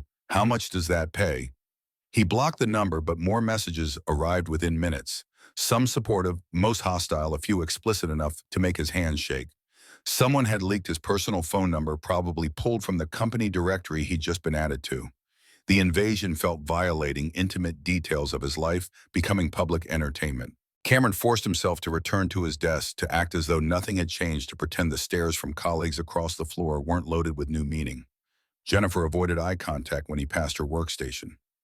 David was suddenly too busy to continue their conversation about programming interfaces. The comfortable anonymity of his first 2 days evaporated, replaced by hypervisibility that felt like standing naked under surgical lights. By 4 o'clock, the article had spread throughout the building. Cameron overheard conversations in the break room, voices dropping when he entered, whispers that weren't quite quiet enough to miss completely. A woman from accounting made a joke about sleeping your way to the top, not realizing he could hear from the next aisle. Laughter followed, complicit and cruel. He left at 5, exactly, abandoning work that suddenly felt impossible to concentrate on taking the elevator to the lobby where Jerome sat at the security desk, looking profoundly uncomfortable. Their eyes met briefly before Cameron pushed through the doors into evening air that felt too thin to properly fill his lungs. The bus ride home passed in numb silence. He'd known this was possible, had anticipated that people would question his promotion, had tried to prepare for skepticism. But preparation was useless against the actual experience of being reduced to gossip, of having 3 years of survival and struggle, dismissed as scheme, of watching the opportunity he'd barely allowed himself to hope for become poisoned before it could fully materialize. Lucas was waiting when Cameron unlocked the apartment door, homework abandoned on his desk, face streaked with tears he tried to hide. The boy launched himself at his father with desperate urgency, small body shaking with sobs he'd been holding back. The story emerged in fragments between gasps. Kids at school had seen the article, or their parents had, and children possessed neither subtlety nor mercy when cruelty presented itself. They'd asked Lucas if his dad was the CEO's boyfriend. They'd made jokes about dads who couldn't get jobs without help. One kid, the worst kind of bully, had suggested maybe Cameron was only good at one thing, and it wasn't engineering. Lucas hadn't understood all the implications, but he'd understood enough to know his father was being attacked, that the happiness of 3 days ago had transformed into something ugly. He tried to defend Cameron, explaining about the notebooks and the designs, but explanations couldn't compete with scandal, and 8-year-olds weren't equipped to handle adult cynicism filtered through childhood cruelty. Cameron held his son while rage and helplessness warred in his chest. This was what he'd feared, the collateral damage of hope, the price extracted when people like him tried to rise above their assigned station. Lucas was paying for his father's audacity suffering because Cameron had dared to believe that extraordinary people could come from ordinary places. It's not true, buddy. None of what they're saying is true. Miss Harper saw my work and recognized I was qualified. That's all. The words felt hollow, even as he spoke them, insufficient protection against a world that preferred sensational lies to boring truth. Lucas pulled back, eyes red and swollen face, reflecting pain that shouldn't belong to children. Why are people being so mean? Because some people don't like it when things change. Because they'd rather believe the worst than give anyone the benefit of doubt. Because the world isn't always fair. Are you going to lose your job? The question pierced him. I don't know. Maybe, but whatever happens, we're going to be okay. He didn't believe it, couldn't make the reassurance sound genuine, but Lucas needed something to hold on to, some foundation when everything else was shifting. They ordered pizza because cooking required energy. Cameron didn't possess eating in silence that felt heavy with unspoken fears. Vivian called at 8:30, her voice tight with controlled fury. Have you seen it? Yeah, I'm calling an emergency board meeting. This is defamation. This is unacceptable. I'm going to make them print a retraction. That won't help. The story is out. Retractions don't undo damage. A pause, then her voice softened. Are you okay? Is Lucas okay? Cameron looked at his son, already in pajamas, curled on the couch with exhaustion and misery evident in every line of his small body. We're managing. This is what I was afraid of. I know. I'm sorry. I should have anticipated this. Should have controlled the narrative better. The board is meeting tomorrow at 10. They want both of us there. They're concerned about optics, about potential scandal affecting the company's reputation. You mean they want me to audition for a job you already offered? They want to make sure this doesn't become a PR nightmare. Vivian's frustration bled through despite obvious attempts at control. I believe in you, but the board has final say on senior hires. We need to show them this was legitimate, that your qualifications are genuine. What time tomorrow at 10? Conference room, a 20th floor. Bring your notebooks. Bring documentation of your previous engineering work from Baxter, if you still have it. Bring anything that proves you earned this position. The weight of it settled like stones in his stomach. He'd have to perform, justify his existence, prove his worth to people who'd already decided he was guilty. The presumption of innocence didn't apply when the accused was poor and the accuser was powerful consensus. And Vivian added, voice dropping to something almost pleading, bring your dignity. Don't let them make you feel small. You deserve to be there. The call ended, leaving Cameron alone with his sleeping son and the knowledge that tomorrow would either validate everything or confirm his worst fears. He checked his phone one final time before bed, finding 17 new messages, most hostile, several threatening. The anonymity of the internet had unleashed something vicious. People who'd never met him passing judgment based on headlines and assumptions. He blocked numbers until his fingers cramped, then set the phone face down on the kitchen table and tried to sleep. Rest came in fragments, interrupted by dreams of boardrooms and pointing fingers of Rebecca asking why he'd risked their son's well-being for pride of Vivian's face, transforming from supportive to disgusted when she realized what she'd actually hired.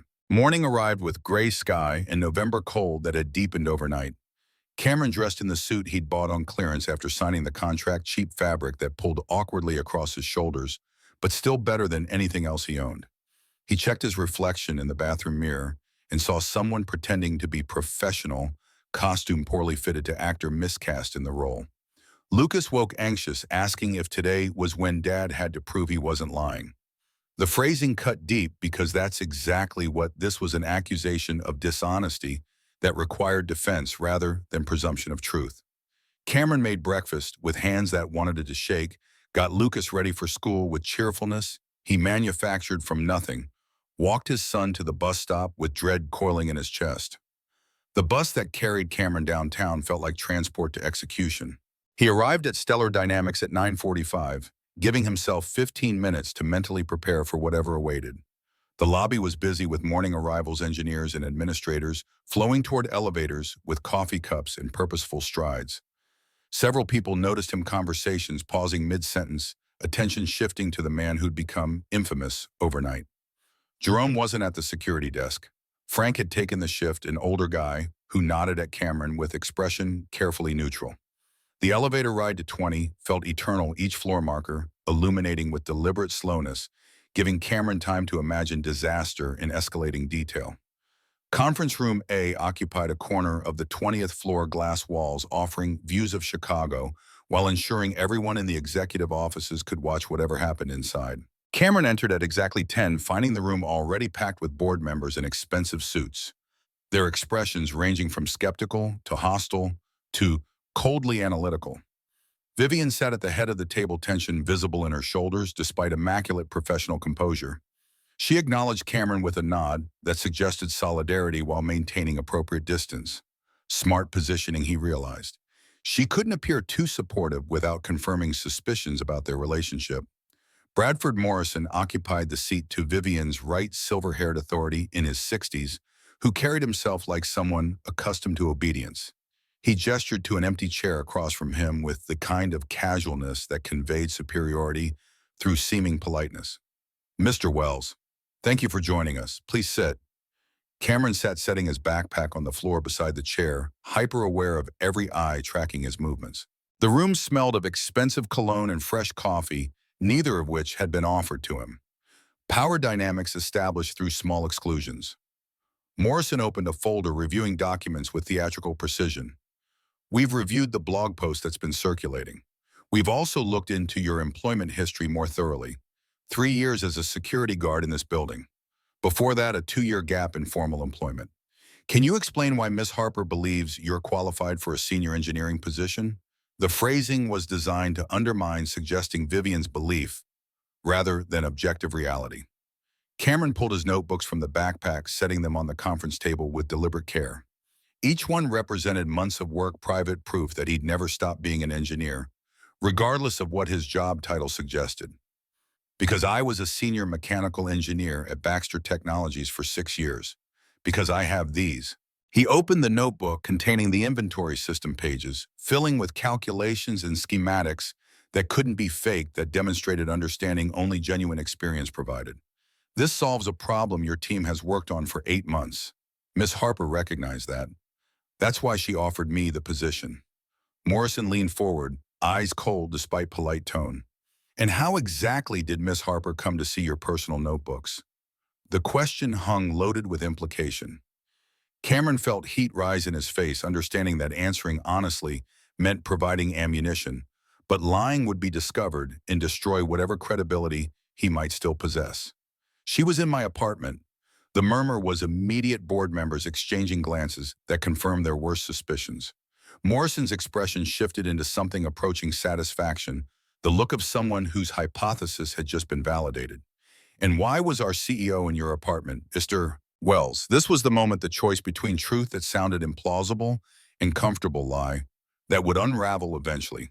Cameron chose truth because lies required better memory than he could maintain under this pressure. "Because I found her drunk in a bar, being harassed by 3 men. I intervened, got her to safety, and brought her to my apartment because she couldn't tell me where she lived. She slept on my couch. Nothing inappropriate happened. The next morning, she saw my work, recognized its value, and offered me a position." That's the entire story. The silence that followed felt absolute, every person in the room processing his words through filters of skepticism and preconception. Morrison's expression had hardened into something approaching contempt, the mask of politeness slipping to reveal judgment underneath. "So to summarize," he said slowly, as though explaining to a child, "you and Miss Harper had a personal encounter outside of work. She spent the night at your residence. The following day, she offered you a promotion worth over $100,000 in compensation. And you expect us to believe there's nothing inappropriate about this sequence of events. I expect you to look at my work and judge whether I'm qualified. Everything else is context. Context matters." "Mr. Wells," another board member spoke, a woman named Sheila Thornton, whose title Cameron remembered as CFO. "The optics are terrible. It looks like favoritism at best, something much worse at worst. How can we trust this was merit-based when the circumstances are so irregular?" Cameron pulled out another notebook, flipping to the waste heat recovery system, then the robotic assembly modifications. Then the supply chain optimization, because my work speaks for itself. This system could reduce your manufacturing energy costs by 30%. This modification increases precision while cutting production time in half. This optimization identifies inefficiencies in your current supply chain using publicly available data about your operations. He pushed notebooks toward them, watching expressions shift from dismissive to surprised to grudgingly impressed. I did this while working as a security guard while delivering food on a bicycle while cleaning offices at dawn. Imagine what I could do if engineering was my actual job instead of something I did at 3 in the morning, because I couldn't stop thinking like an engineer regardless of what my paycheck said. Morrison exchanged glances with other board members, silent communication Cameron couldn't decode. Finally, the chairman spoke with voice that suggested he'd made a decision before entering this room, and nothing presented would change it. Impressive doodles, Mr. Wells. But can you prove these designs are actually viable? Can you demonstrate they're not just theoretical exercises, but practical solutions? The challenge was clear. The gauntlet thrown deliberately. Cameron felt adrenaline spike, felt 3 years of accumulated frustration and anger, and desperate need to prove himself coalesce into cold determination. Give me access to your prototyping lab for 1 day. Give me tools and materials, and I'll build a working model of any design you choose. If it works, you approve my hiring, and this stops being a scandal. If it doesn't, I walk away. But you have to actually give me the chance, not just assume I'm unqualified because of how Miss Harper and I met. Morrison studied him with expression Cameron couldn't read, calculation happening behind eyes that had probably seen countless people make promises they couldn't keep. The chairman turned to Vivian, seeking confirmation she was willing to stake her judgment on this gamble. She nodded, once voice steady. I agree to these terms. Fine. Morrison returned attention to Cameron. You have 24 hours. Build us a working prototype of the automated inventory system. If it functions as you claim, we'll approve your hiring. If it doesn't, you withdraw your acceptance and resign quietly. We'll issue a statement that the position wasn't a good fit. No scandal, no further questions. Agreed. Cameron spoke before doubt could undermine certainty. 24 hours. Starting now. Starting at 8 tomorrow morning, Morrison corrected. We'll have the lab prepared. You'll have access to tools, materials, whatever you need within reason. But you work alone. No assistance from our engineering staff. This is your chance to prove yourself, Mr. Wells. I suggest you don't waste it. The board meeting dissolved, members filing out with expressions suggesting they expected failure, anticipated vindication of their skepticism within 24 hours. Cameron remained sighted while the room emptied, staring at his notebooks spread across the conference table. Physical evidence of 3 years that had led to this moment. Vivian approached after the last board member departed, sitting beside him in the now empty conference room. Her voice came quiet, almost vulnerable beneath the professional composure she maintained in public. I'm sorry, I should have handled this differently. Should have prepared for backlash, controlled the narrative, better protected you from this. It's not your fault. Cameron meant it, despite the situation. The world doesn't like it when people like me get opportunities. They need to believe we don't deserve them, that success comes only to those who fit predetermined categories. The world is about to learn something. Her voice gained steel conviction, replacing apology. You're going to build that prototype, and it's going to be brilliant, and they're all going to eat their words. What if I fail? You won't. But if I do, Lucas has already suffered for this. Kids at school are tormenting him. He came home yesterday in tears because of what they're saying about me, about us. If I fail tomorrow, it confirms everything they believe. It makes his pain meaningless. Vivian's hand moved as though to touch his shoulder, then stopped, remembering that physical comfort could be misinterpreted. Weaponized, use it as further evidence of inappropriate relationship. You're not going to fail, Cameron. I've seen your work. I know what you're capable of. Tomorrow you prove it to everyone else. She stood, smoothing her suit with practiced motion. I'll have the lab cleared for you. Whatever you need, just ask. Childcare can watch Lucas after school if you need to work late. We'll make sure he's safe and fed and comfortable while you focus. The practical arrangements mattered, logistics that would allow him to work without worrying about his son. Cameron nodded gratitude, then gathered his notebooks and left the conference room feeling like he'd just signed contract written in blood terms, non-negotiable, consequences, catastrophic. if he failed to deliver. The rest of the day passed in planning. He reviewed the inventory system design, identifying which components could be fabricated quickly, which would need to be ordered from suppliers, what modifications might be necessary to demonstrate core functionality without building complete system. The prototype needed to prove concepts showcase the distributed servo, array responding to pressure-sensitive feedback, demonstrate load distribution without oscillation. Cameron left work at 3 to pick up Lucas from school, finding his son's subdued shoulders hunched with weight children shouldn't carry. They walked home in silence that felt heavy with shared understanding. Both of them were being tested, both facing judgment for circumstances beyond their control, both hoping tomorrow would provide vindication rather than confirmation of their worst fears. That evening, Cameron explained what would happen the next day. Lucas listened with seriousness that made him seem older than 8, nodding at appropriate moments, asking intelligent questions about what success looked like. "Your best is really good, Dad."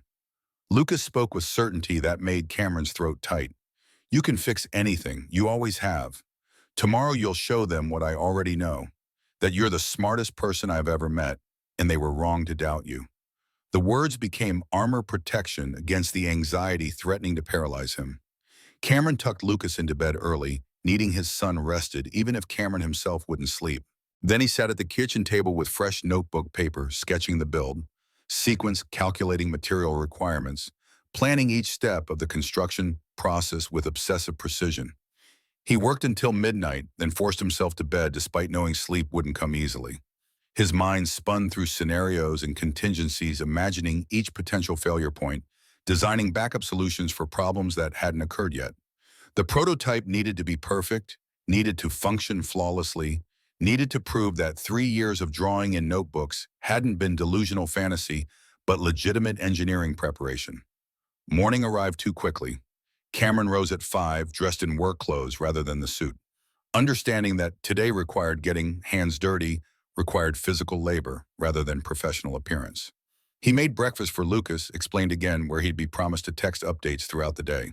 Vivian arranged for a car service to collect Lucas after school, ensuring the boy would be safely transported to Stellar Dynamics' childcare facility. Cameron hugged his son tightly before leaving, breathing in the scent of childhood innocence, drawing strength from the fact that Lucas believed in him even when Cameron struggled to believe in himself. The prototyping lab occupied half of the 16th floor, a space filled with equipment that made Cameron's hands itch with anticipation. CNC machines, 3D printers, welding stations, bins of electronic components organized by type and specification. Material stock ranging from aluminum extrusion to steel plate to various plastics. Computer workstations running CAD software and motion simulation programs. Everything an engineer could want, all of it accessible for the next 24 hours. Marcus Chen met him at 8, providing badge access and safety briefing with genuine encouragement that felt like lifeline in an ocean of skepticism. "You've got this, man. Show them what you can do." Cameron entered the lab alone, doors closing behind him with finality that suggested no escape until this was finished. He stood for moments, surveying the space, organizing mental workflow that would guide the next 24 hours. Then he rolled up his sleeves and began. The first 3 hours belonged to precision measurement and component selection.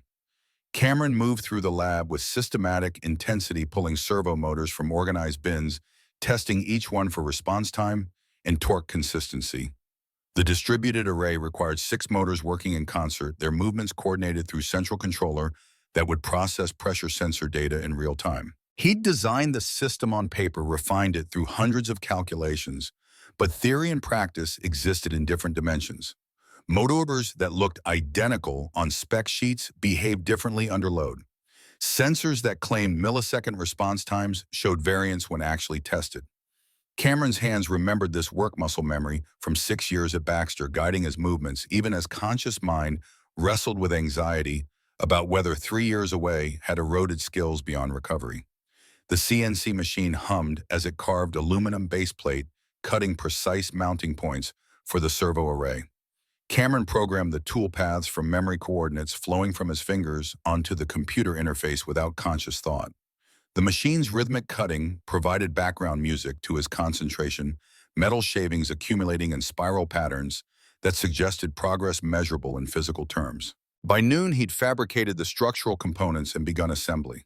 The servo motors mounted to the base plate with specific spacing, each position calculated to distribute loads evenly while maintaining communication efficiency. Wiring harnesses connected motors to the controller board, color-coded pathways that would carry power and data signals. His soldering iron created joints that gleamed with professional quality connections that would hold under stress testing. Marcus appeared at 12:15 with sandwich and coffee, setting them on the workbench without interrupting Cameron's focus. The gesture felt kind, human connection, offered without expectation of reciprocation. Cameron ate mechanically fuel rather than enjoyment, tasting nothing, while his mind remained fixed on the feedback loop algorithm that needed programming before physical assembly could proceed further.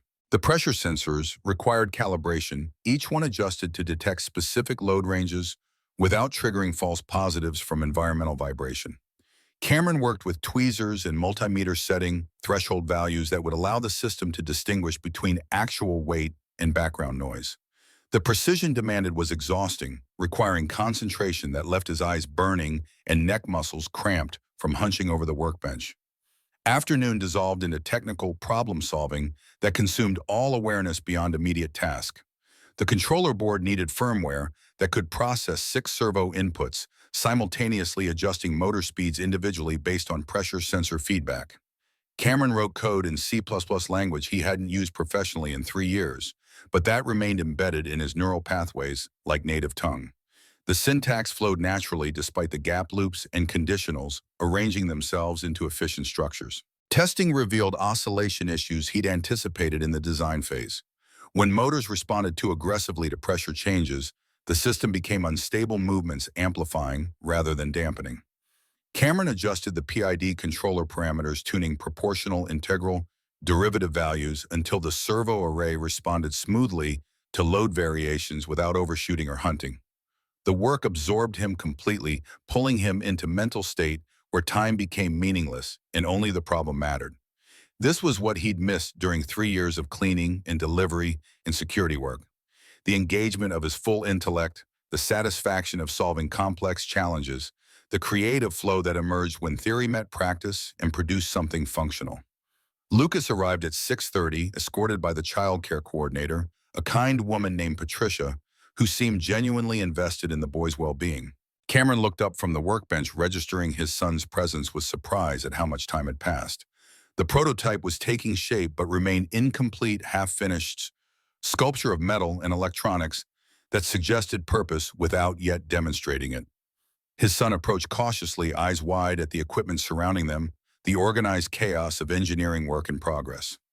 Cameron wiped grease from his hands and knelt to Lucas's level, pulling the boy into brief embrace that communicated more than words could manage.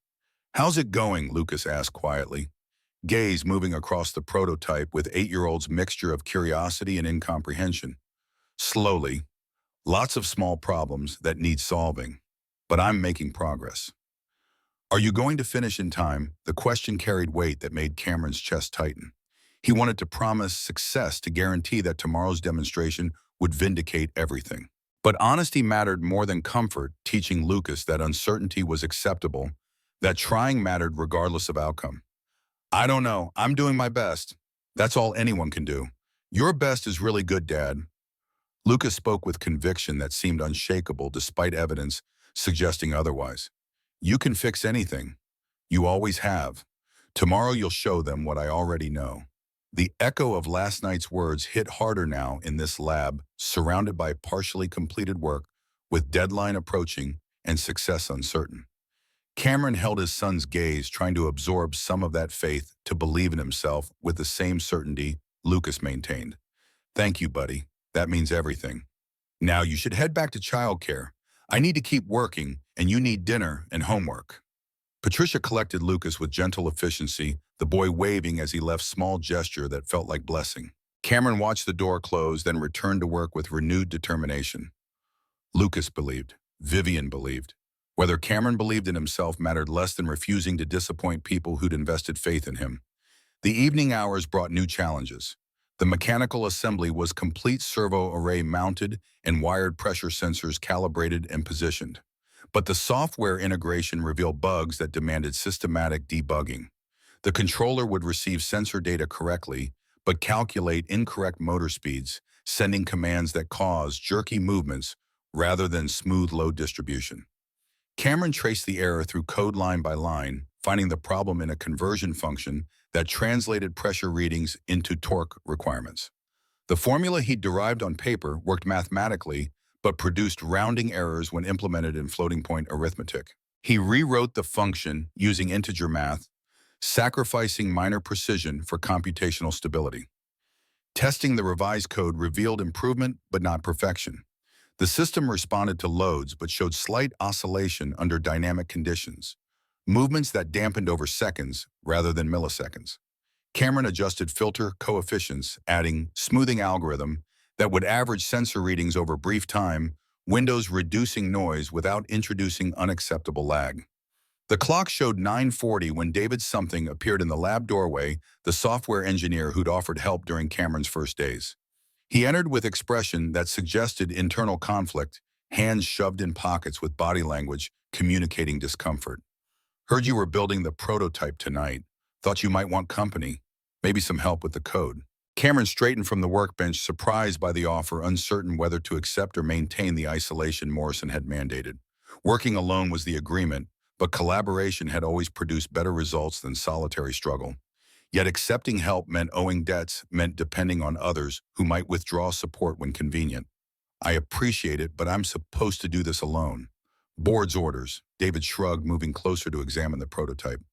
Yeah, well, the board can be idiots. This is good work. Really good. The servo array configuration is elegant. Mind if I look at your code? Cameron hesitated, then gestured to the computer workstation where the controller firmware displayed across the screen. David studied it with focus that suggested genuine interest rather than superficial curiosity, nodding at clever solutions, frowning at sections that could be optimized. You've got the core logic solid, but this sensor averaging could be more efficient. You're recalculating the full average every cycle. Use a rolling buffer instead, just subtract the oldest value and add the newest. The suggestion was correct optimization. Cameron should have implemented initially but had overlooked in his focus on functionality over efficiency. He made the modification watching the controller's response time improve measurably. The oscillation reduced further movements, becoming smoother. Thanks. That helps. David pulled up a chair, settling in as though planning to stay. I wanted to tell you something. That article, the gossip about how you got hired, it's garbage. I've been here 6 years. I've seen the inventory system project go through 4 different lead engineers. Everyone has failed to solve the load distribution problem. Your design, the distributed array with individual feedback, that's the solution we needed. Morrison might be skeptical, but the engineering team knows good work when we see it. The validation felt like oxygen after hours of holding breath. Cameron had spent 3 days surrounded by suspicion and judgment, questioning whether his skills were genuine or delusion maintained through notebooks nobody saw. Hearing another engineer confirm the work's quality created foundation beneath feet that had felt unsteady since the article published. I appreciate that, more than you probably realize. David stood heading toward the door, but pausing at the threshold. There's something else you should know. Jennifer Park, the hydraulics engineer, she's been telling people you don't deserve this position. She applied for senior engineer last year and got rejected. She's been spreading rumors that you got special treatment, that your work isn't actually yours. Cameron's stomach dropped. The sabotage he'd half expected, the betrayal that felt inevitable when threatened people faced competition. Why are you telling me this? Because she's wrong. And because I wanted you to watch your back. She's been asking questions about your prototype, trying to get details about what you're building. She might try something. The warning landed like prophecy, creating paranoia Cameron couldn't quite dismiss, despite wanting to believe professional colleagues wouldn't actively undermine each other. He thanked David, who left with encouraging nod, and returned to the prototype with new wariness. The lab had security cameras witnesses if anything happened, but Jennifer could be subtle, could introduce problems that seemed like Cameron's own errors, rather than deliberate sabotage. He worked through midnight fatigue, accumulating like physical weight, pressing down on his shoulders. The prototype was functional now, responding to test loads with smooth distributed motion pressure sensors, feeding data that adjusted individual motor speeds to prevent oscillation. But functional wasn't perfect, and perfection was what tomorrow's demonstration demanded. Cameron tested load distribution, by placing weights at various positions on the prototype's platform, watching servo motors adjust in real time to maintain level positioning. The system worked as designed, elegant solution to problem that had frustrated engineers for months. But he continued refining, tweaking parameters, seeking the marginal improvements that would transform good work into undeniable excellence. At 2 in the morning, exhaustion forced him to pause. He couldn't continue without rest, couldn't trust decisions made when his brain was operating on fumes. Cameron set an alarm for 5, giving himself 3 hours of sleep on the lab's break room couch, uncomfortable rest that would have to suffice. Dreams came fragmented and anxious.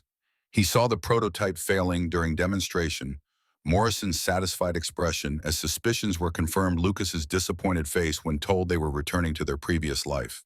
He saw Jennifer sabotaging the servo array, David's warning materializing as reality, 3 years of work destroyed by someone who felt threatened by his existence.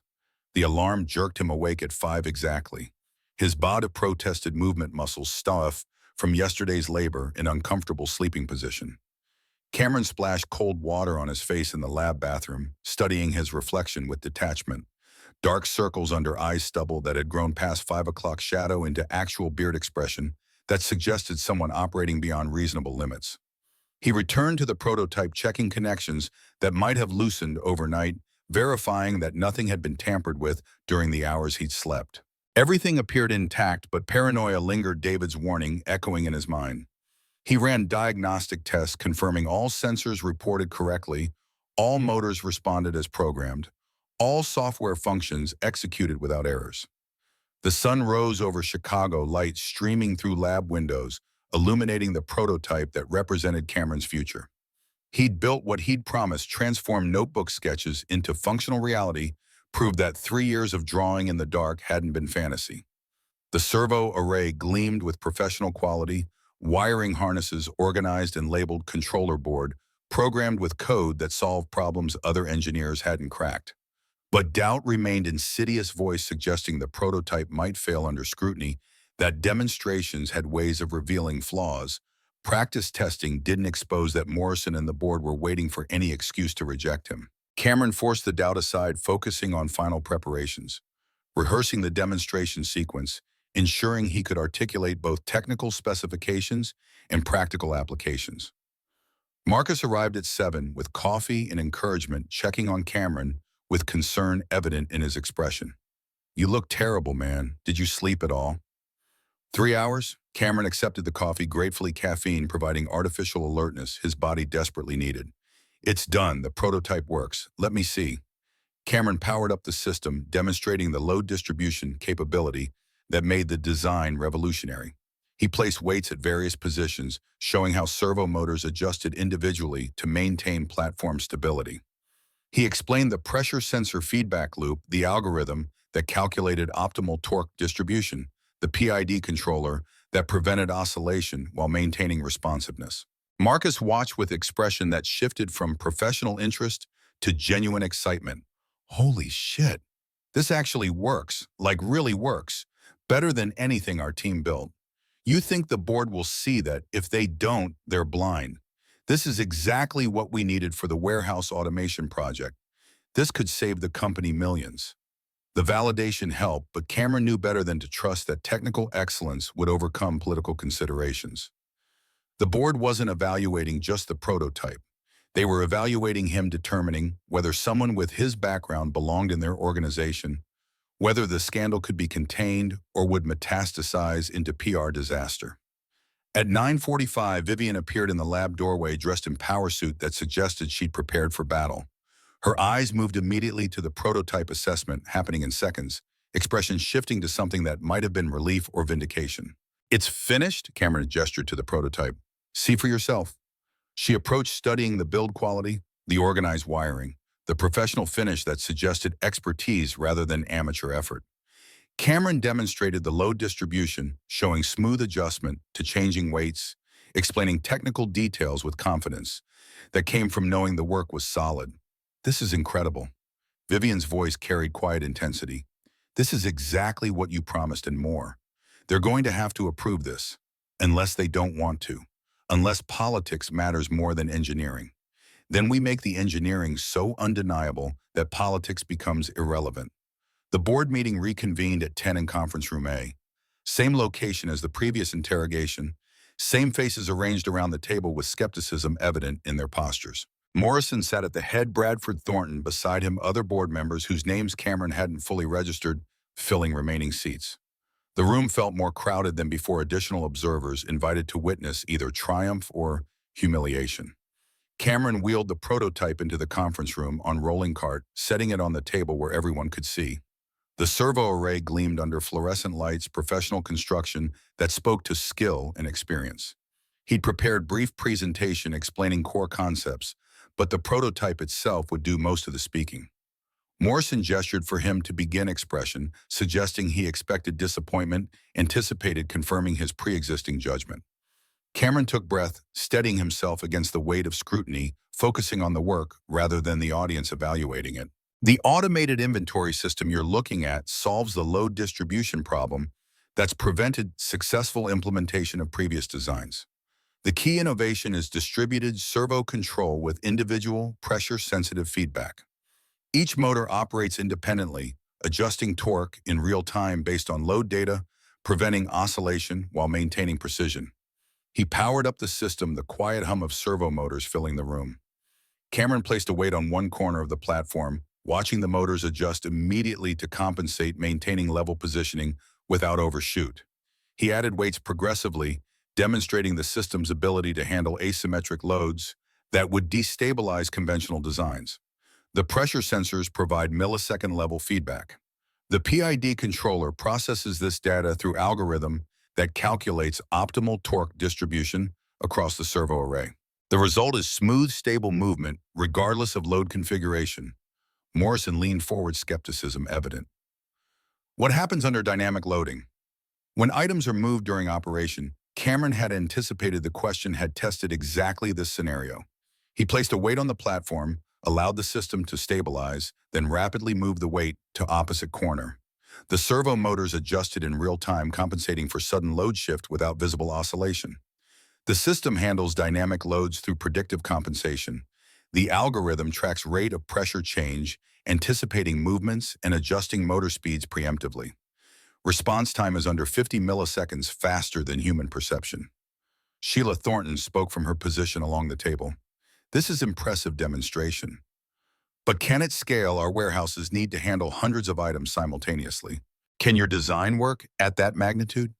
Cameron pulled out his notebook, opening to calculations he'd done months ago, projections for scaled implementations. Yes, the distributed architecture means adding capacity is modular. Each servo array operates semi-independently, coordinated through hierarchical controller structure. I've calculated specifications for systems handling up to 500 kilograms across 20 square meters.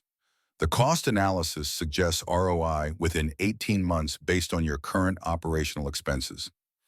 He passed the notebook around, watching board members review calculations with expressions that shifted from dismissive to engaged. Jennifer Parks sat in the back corner, arms crossed, face frozen in expression Cameron couldn't quite interpret. Anger, perhaps, or fear that her campaign to undermine him was failing. Questions came rapid fire for the next 20 minutes. Technical specifications, cost projections, failure mode analysis, maintenance requirements. Cameron answered each one with confidence, born from months of design refinement, from understanding the system at fundamental level that allowed him to extrapolate beyond what he'd explicitly calculated. This was his work, his innovation, undeniable proof that capability existed regardless of job title or employment gap. Morrison exchanged glances with other board members, silent communication happening through subtle gestures. Finally, the chairman stood, approaching the prototype for closer examination. He studied the wiring, the servo mounts, the controller board, professional assessment that seemed genuinely curious rather than skeptical. The build quality is exceptional. Morrison's voice had lost its hostile edge, replaced by something approaching respect. This isn't amateur work. This demonstrates clear expertise and attention to detail. He turned to face Cameron directly, expression complex. Mr. Wells, I owe you an apology. I came into this meeting expecting to confirm my suspicions that Miss Harper had made an error in judgment. I was prepared to recommend your termination based on optics rather than merit. The admission hung in the air, vulnerable confession from man who rarely admitted error. Cameron remained silent, uncertain how to respond, waiting for whatever came next. I was wrong, Morrison continued, voice gaining strength. This prototype proves you have engineering skills at level we need. More importantly, it demonstrates work ethic and capability that exceed many of our current staff. The circumstances of your hiring were irregular, yes, but irregular doesn't mean inappropriate. I move that we approve Mr. Wells's permanent employment as senior mechanical engineer effective immediately. The words took seconds to process their meaning, filtering through Cameron's exhaustion-fogged brain with dreamlike unreality.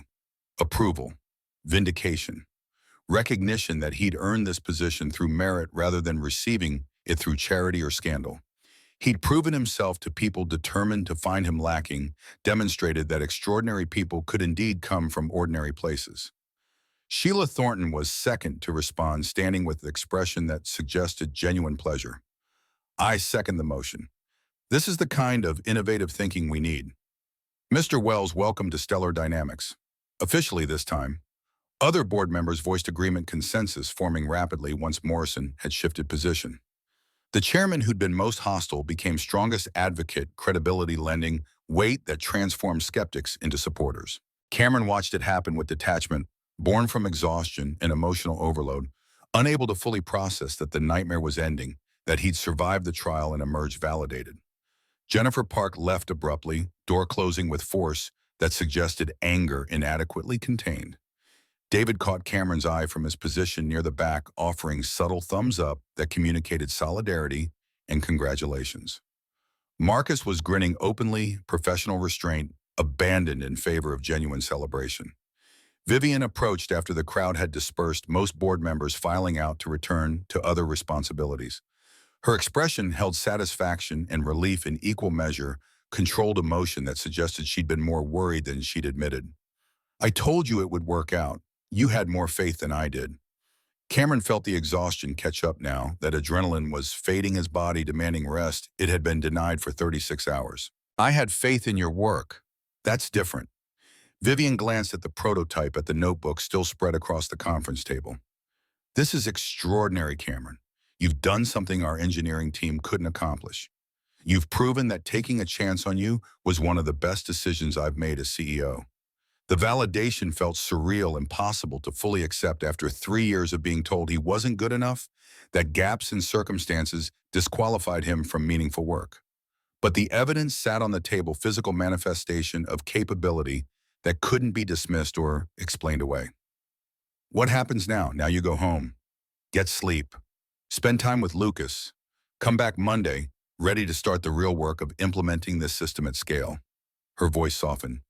You've earned this, Cameron. Every bit of it. Let yourself believe that. He gathered his notebooks, leaving the prototype for the engineering team to examine, and departed Stellar Dynamics with legs that barely supported his weight. The November afternoon felt bright, despite gray clouds, sounds sharper than usual, world more vivid in ways that suggested his perception had shifted fundamentally. The bus ride home passed in days. Cameron checked his phone, finding 17 messages, most congratulatory now rather than hostile. Word had spread, apparently David or Marcus sharing news that the security guard had built functioning prototype, that Morrison himself had apologized and approved the hiring. The narrative was shifting, scandal, transforming into success story gossip replaced by grudging respect. Lucas was waiting when Cameron unlocked the apartment door, having been brought home by Vivian's arranged car service. The boy launched himself at his father with desperate relief, small body shaking with emotion he'd been containing since yesterday. Did you win, Dad? Did you show them? Cameron knelt, pulling Lucas into an embrace that communicated everything words couldn't capture. Yeah, buddy, I showed them. I built a prototype and it worked perfectly. They approved my position. It's official now. I'm really an engineer again. Lucas pulled back, face streaked with tears that were joy rather than sadness this time. I knew you would. I told you your best is really good. The simple certainty in his son's voice broke something inside Cameron's chest, releasing emotion he had been suppressing for 36 hours of focused work. He cried, then pulling Lucas close, shoulders shaking with sobs that combined relief and exhaustion and gratitude and grief for 3 years lost to survival mode. They stayed like that for long minutes, father and son holding each other, while the magnitude of what had happened settled into reality. Cameron had done it. He'd proven himself to people who'd wanted him to fail. He'd earned his position through undeniable merit. He'd demonstrated that circumstances didn't define capability, that hope sometimes proved justified, despite evidence suggesting otherwise. Eventually, they separated, Lucas wiping his eyes with typical 8-year-old self-consciousness about crying. Cameron made dinner simple pasta because cooking anything complex was beyond his remaining energy. They ate together, Lucas chattering about his day with renewed lightness, burden lifted now that his father's worth had been publicly validated. After Lucas was asleep, Cameron sat at the kitchen table with his newest notebook, not drawing but reflecting. The last 4 days had been brutal, testing him in ways that went beyond technical challenge. He'd faced public humiliation, watched his son suffer, questioned whether accepting Vivian's offer had been a catastrophic mistake. But he'd survived. More than survived, he'd triumphed against people determined to see him fail. His phone buzzed with text from Vivian. Morrison called me personally to say hiring you was best decision we've made this year. He wants you leading the warehouse automation project full-time. We'll discuss Monday. Rest this weekend. You've earned it. Cameron smiled, typing brief response, thanking her for the opportunity and support. Then he set the phone down and allowed himself to simply exist without planning, without worrying, without the constant mental calculation of whether next month's rent would be covered. For the first time in 3 years, the future looked different than survival. It looked like possibility. He thought about Rebecca, wishing she could see this moment, imagining her pride and relief. She'd always believed in him, even when he'd stopped believing in himself. She'd known that the engineer existed beneath the security guard uniform. That capability didn't evaporate just because circumstances forced different paths. Maybe she was watching, somehow seeing Lucas happy, and Cameron validated, and the life they'd built together, finally getting rebuilt into something stable. Before bed, Cameron wrote a note for Lucas to find in the morning. We did it, buddy. We proved that dreams belong in reality, not just notebooks. I love you more than anything. Let's go celebrate this weekend. Your choice what we do, Dad. He added a drawing of 2 stick figures holding hands, one tall and one small, both wearing capes. Heroes who'd survived the trial and emerged stronger. Then he slept, truly slept, for the first time since accepting Vivian's offer, resting without anxiety about tomorrow, because tomorrow had transformed from threat into promise.